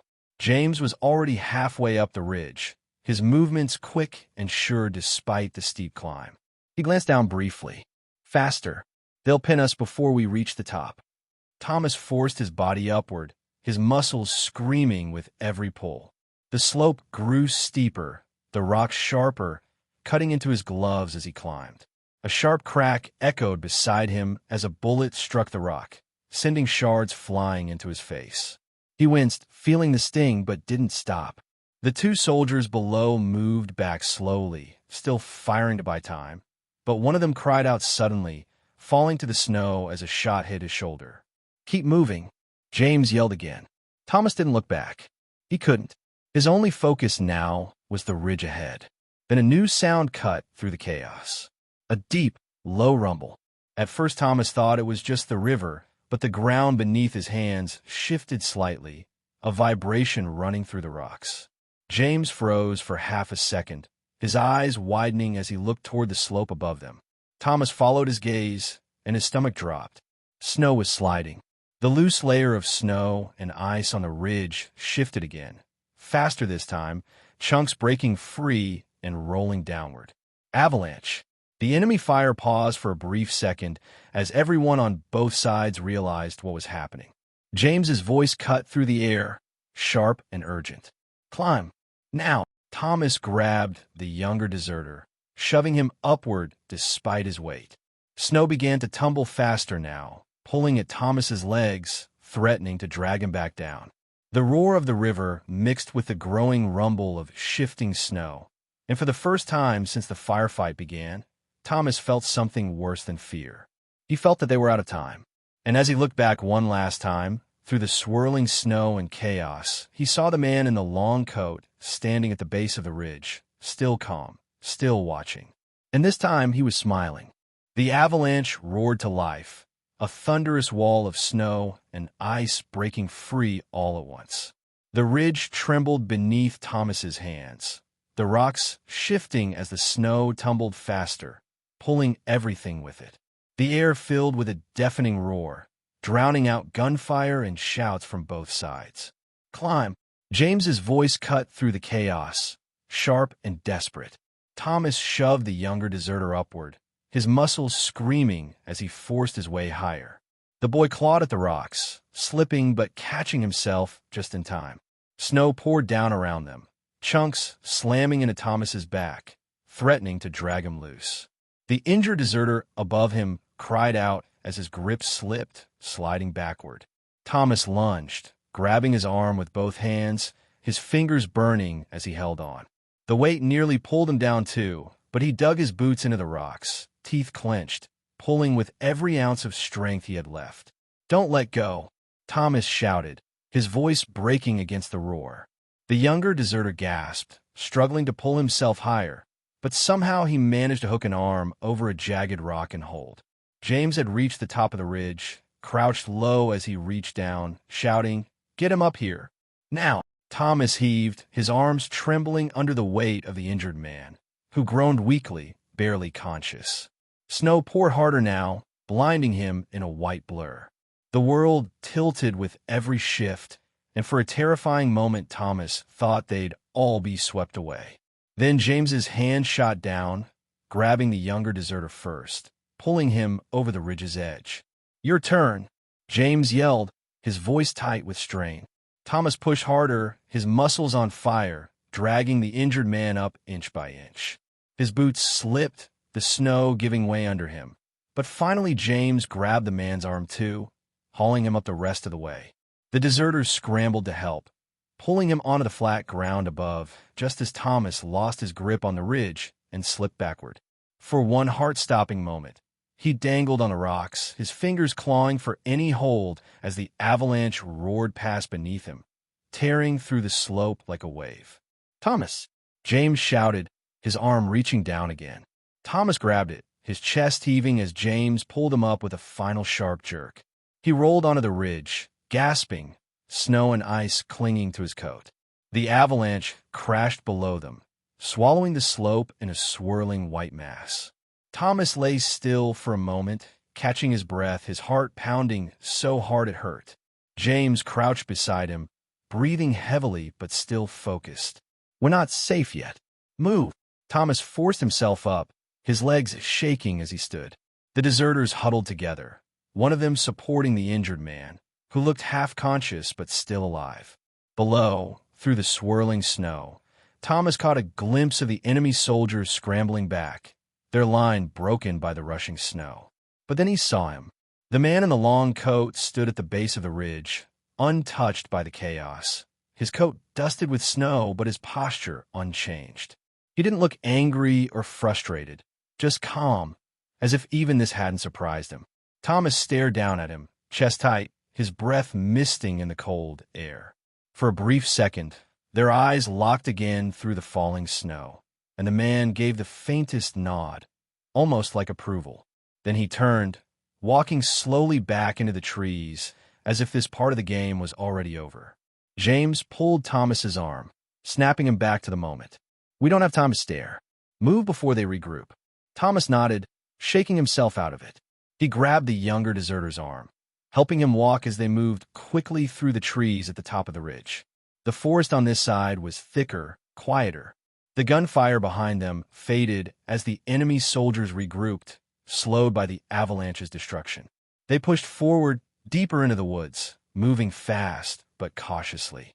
Every step crunched softly in the snow, the cold air burning their lungs, but for the first time in hours, there was no gunfire chasing them.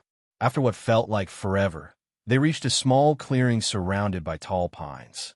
James finally stopped, crouching low, scanning the area carefully before signaling everyone to rest. Thomas lowered the younger deserter gently onto the snow, helping him sit against a tree. The boy's face was pale, but he managed a weak smile. "You didn't leave me," he whispered hoarsely. Thomas shook his head, his voice soft but firm. "Wasn't going to." The injured man groaned softly, his breath shallow, but one of the deserters was already pressing snow against his wound, trying to slow the bleeding. James crouched nearby, his rifle resting against his knee, his eyes still sharp as he watched the trees. Thomas sat down beside him, his chest still tight from the climb. "You think they'll follow us?" James didn't answer right away. His gaze stayed fixed on the dark line of trees behind them. Finally, he said quietly, "They'll try." But we bought time. Thomas nodded, glancing toward the forest again. The silence stretched for a while, broken only by the soft rustling of wind through the trees and the faint groans of the injured. Then Thomas spoke again, his voice low. "That man, the one in the coat. Who is he?" James didn't look at him, but his jaw tightened slightly. "Not sure. But he's not just some officer. Men like that, they're sent to make sure things happen exactly how they're ordered. No mistakes." Thomas felt a chill run through him. "He's not done with us." James's eyes narrowed slightly. "No, he's not." Thomas looked back toward the trees, his hands tightening around his rifle. For a moment, he felt the relief of being alive, but it didn't last. Because even as they sat there, catching their breath, he knew this wasn't over. Then, just as the thought crossed his mind, a sharp crack sounded in the distance. Thomas froze, turning sharply. It wasn't gunfire, it was something breaking. A branch? A footstep?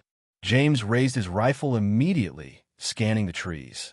The deserters looked around nervously, their breaths quickening. Then Thomas saw it, just for a split second between the trees. A shadow moving.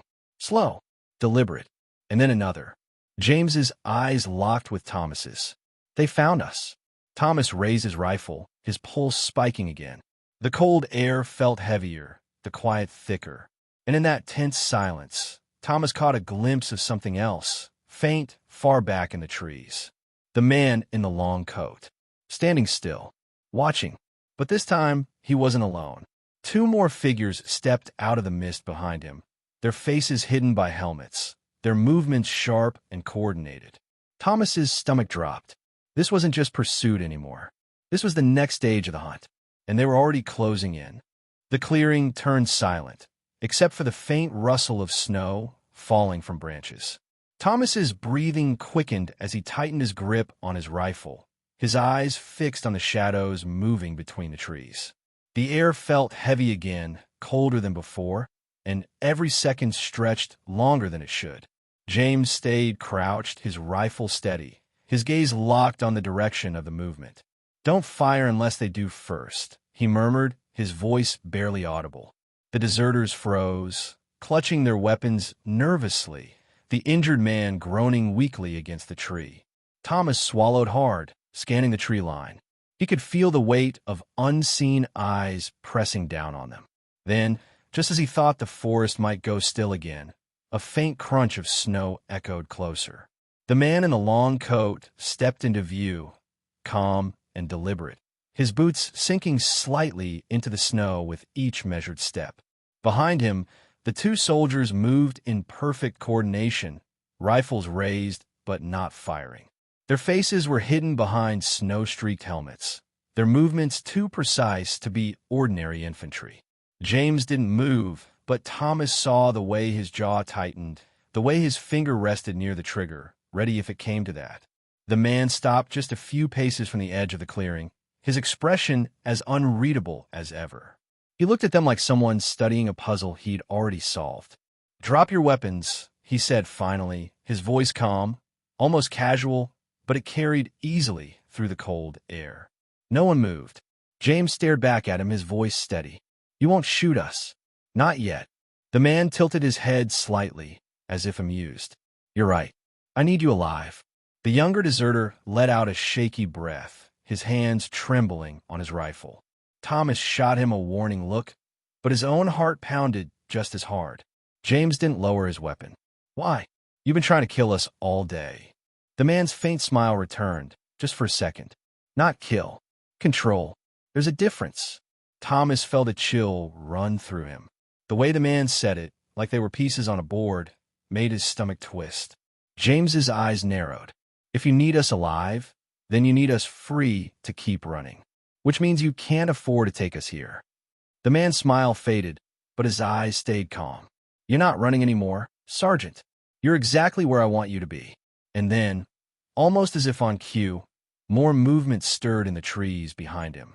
Figures emerged, half a dozen soldiers, dressed in the same gear as James and Thomas.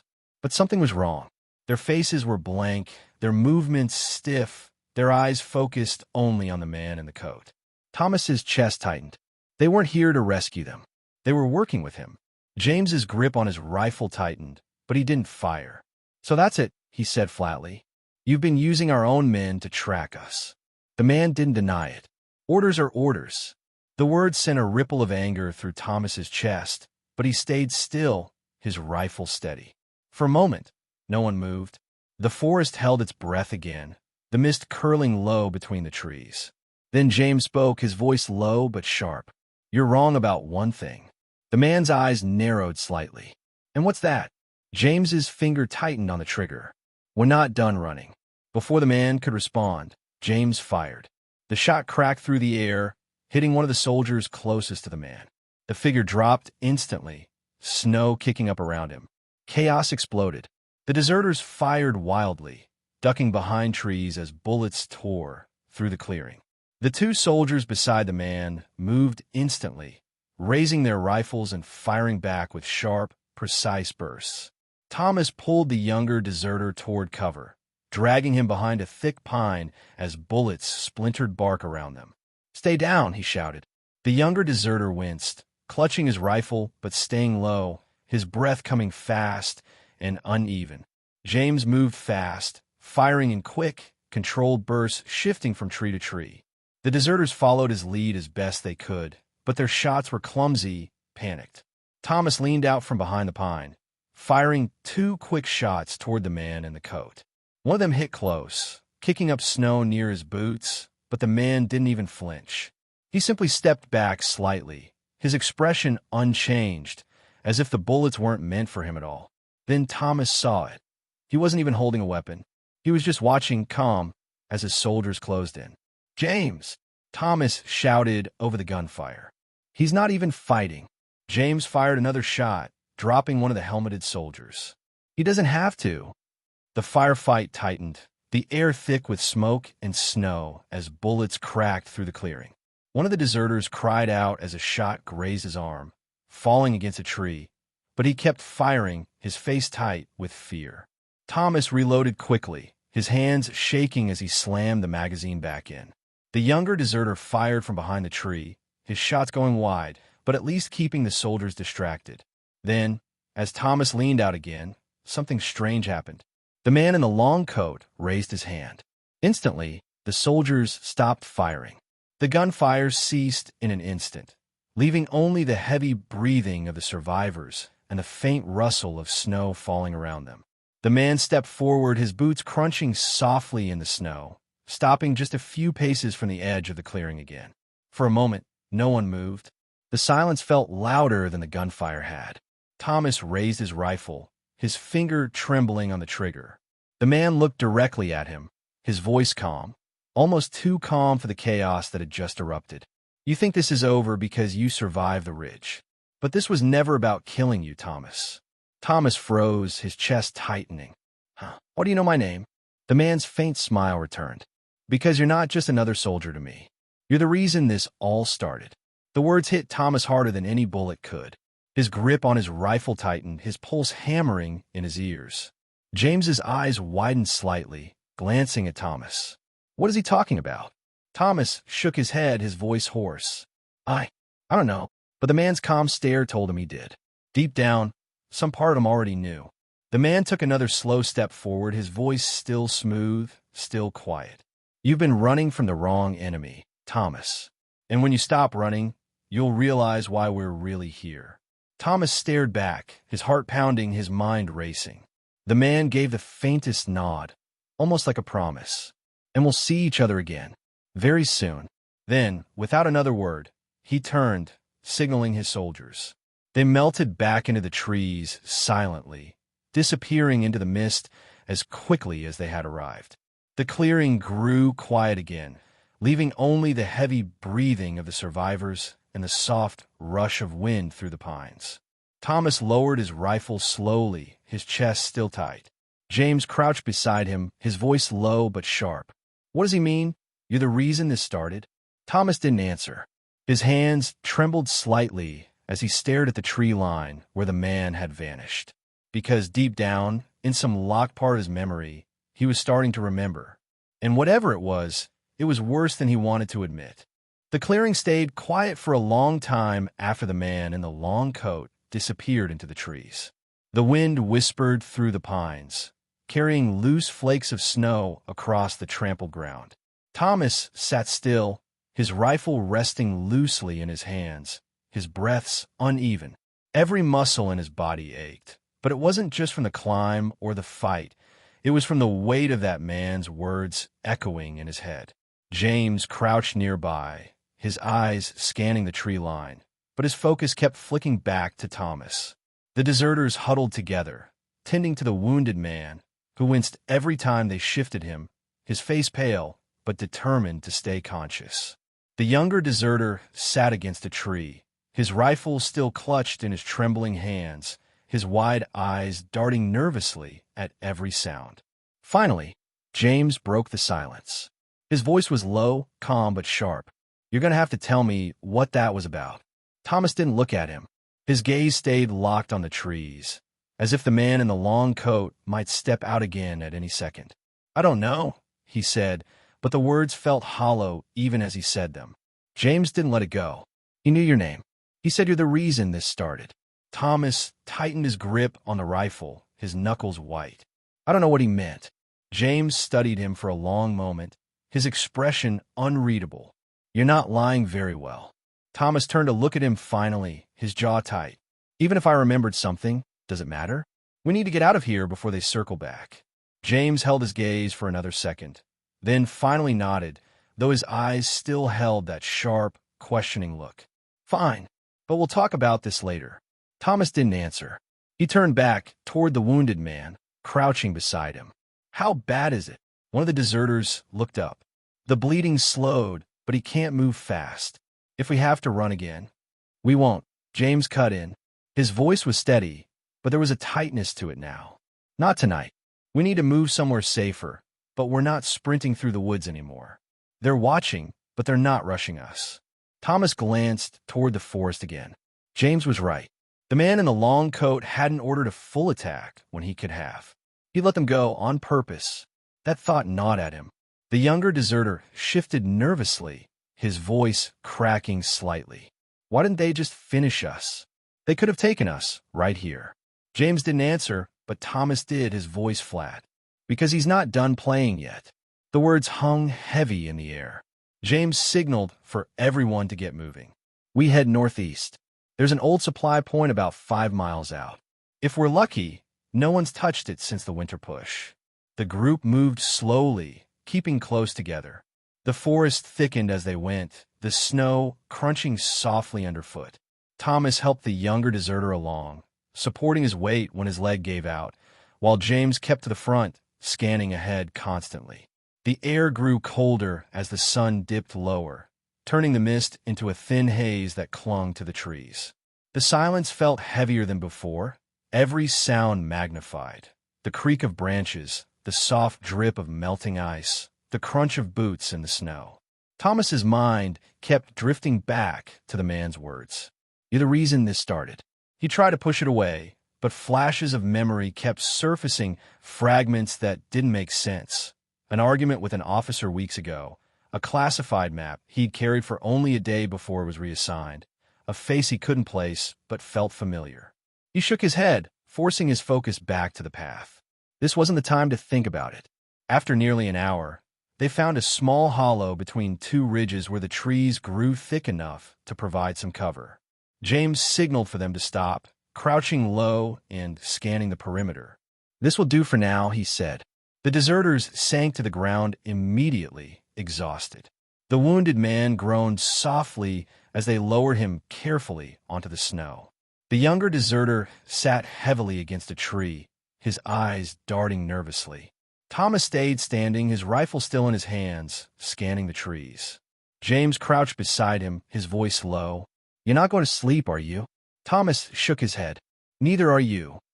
James's mouth tightened slightly, but he didn't argue. He crouched beside a tree, his rifle resting across his knees, his eyes sharp even as his body sagged with fatigue. The forest stayed quiet, the silence broken only by soft breaths and the distant crack of branches shifting under snow. For a brief moment, Thomas allowed himself to sit, resting his back against a tree. The younger deserter was already asleep, his rifle still clutched loosely in his hands. The wounded man lay still, his breath shallow but steady.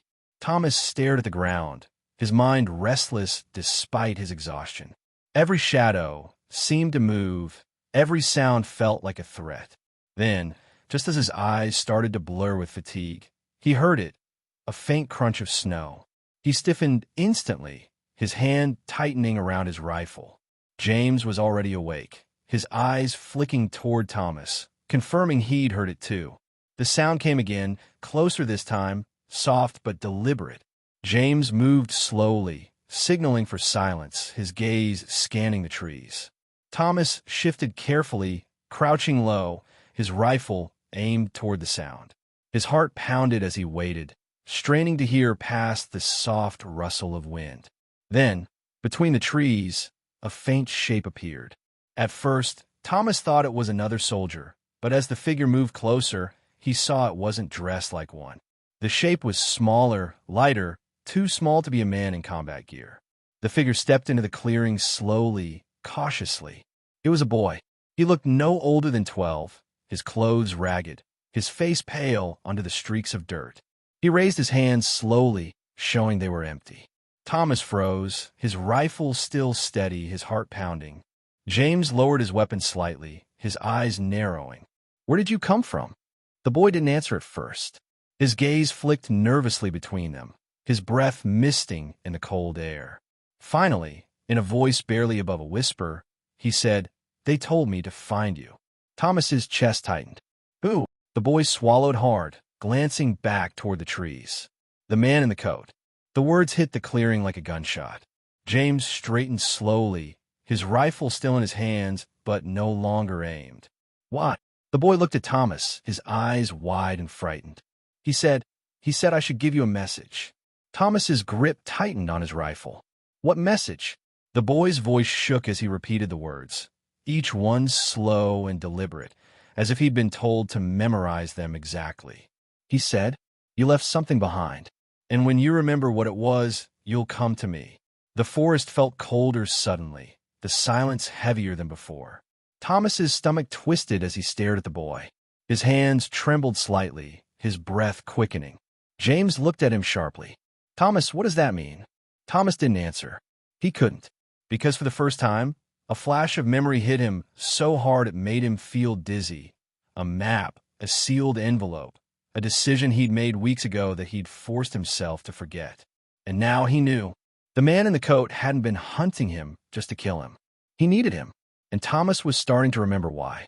The boy stood there in the cold, his hands still raised as if waiting for permission to breathe. Thomas's heart pounded in his chest, every word the boy had spoken echoing in his mind. "You left something behind, and when you remember what it was, you'll come to me." The forest felt different now, quieter but heavier, as if even the trees were holding their breath. James watched Thomas closely, his eyes sharp and searching. "You know what he means," he said finally, his voice low but certain. Thomas didn't answer right away. His hands tightened on his rifle, his fingers trembling slightly as a flood of memories came rushing back. Weeks ago, before this mission, before the desperate run through snow and gunfire, he had been given something, a sealed envelope marked with orders so strict he hadn't dared to ask questions. It was meant for delivery, not for him to open. But he had opened it. And what he saw, Thomas's breath caught as he remembered the map, the red markings showing something hidden behind enemy lines, not military targets, but names. Civilians. Families. He had been ordered to deliver those coordinates, to pass them along without question. But he hadn't. Instead, he had burned the map and told himself it would never matter. But now he understood. The man in the coat hadn't been hunting him for being a deserter. He had been hunting him because Thomas was the only one who had seen those coordinates and lived. James crouched closer, his eyes narrowing. "Thomas, tell me the truth. What did you leave behind?" Thomas stared at the snow for a long moment, his chest heavy. Finally, he spoke, his voice quiet but steady. "A choice. I left behind a choice I refused to make." James frowned. "What choice?" Thomas looked up at him, his jaw tight. If I had delivered that map, those people would be dead. Entire villages. I couldn't do it, so I destroyed it. And now, he glanced toward the trees where the man had vanished hours ago. Now he needs me, because I'm the only one who remembers where they were. The younger deserter, still leaning against the tree, looked at him in disbelief. You saved those people? Thomas shook his head slowly. I don't know if I saved them. Maybe someone else found another way to find them. But I stopped one way. The boy who had delivered the message lowered his hands slowly, his voice trembling. He said, if you don't come to him, he'll make you. Thomas's stomach twisted. He could feel the weight of those words pressing down on him. But as much as fear gnawed at him, something else rose in his chest too. Anger. James rested a hand on Thomas's shoulder, grounding him for a second. So what now? We can't stay here. They'll be back. Thomas looked at him, and for the first time since this nightmare began, his decision felt clear. We keep moving, but we're not running anymore. Not just running. James tilted his head slightly, watching him. You're going to fight him. Thomas nodded. I can't give him what he wants. If I do, he'll use it. He'll wipe out every last one of those people. He's not after me because he wants justice. He's after me because I didn't follow orders. James studied him for a long second, then gave a single nod, his jaw tightening. Then we make sure he never gets you. The younger deserter let out a shaky breath, still pale, but with something almost like determination in his eyes now. We'll help. We owe you. Thomas shook his head slightly. You don't owe me anything. If you stay with me, you're risking your lives. The younger deserter gave a weak smile, even through his exhaustion. We're already risking our lives. At least now we know why. For a moment, silence settled again. Not the heavy, fearful silence from before, but something steadier. Determined. James pushed himself to his feet, scanning the tree line. We need to move before nightfall. That supply point is still our best shot. Thomas nodded, standing slowly, his muscles aching, but his resolve firm. He helped the younger deserter to his feet, supporting him as they prepared to move again. The wounded man groaned softly as two of the others lifted him carefully, but his eyes stayed open, still fighting. The boy who had delivered the message lingered near the edge of the clearing, his gaze shifting nervously between them. Thomas crouched slightly to meet his eyes. Did he tell you to stay with us? The boy shook his head quickly. No. He said I could go after I gave you the message. Thomas studied him for a moment, then nodded. Go. Find somewhere safe. Don't let anyone see where you went. The boy looked relieved, but hesitated. Will you be okay? Thomas managed a small, tired smile. We'll try. The boy nodded once, then darted back into the trees, disappearing into the mist. As they started moving again, Thomas glanced back at the forest one last time. Somewhere out there, the man in the long coat was waiting, watching, already planning his next move. But for the first time, Thomas didn't feel like prey. He felt like someone who had finally chosen his side. The group moved slowly through the trees, leaving the clearing behind. The snow crunched under their boots, the cold air biting at their faces. But there was something different in the way they walked now. It wasn't just desperation. It was determination. As the sun dipped lower, casting long shadows through the pines, Thomas looked ahead, his jaw set, his rifle steady in his hands. He knew this wasn't over. The man in the coat wouldn't stop. But Thomas also knew he wouldn't stop either. He had made his choice, and whatever came next, he would face it. Because sometimes, in a war filled with orders and chaos, the only thing a soldier could hold on to was the choice to do what was right. And for Thomas, that was enough to keep moving forward, one step at a time, through the snow, toward whatever waited for him next.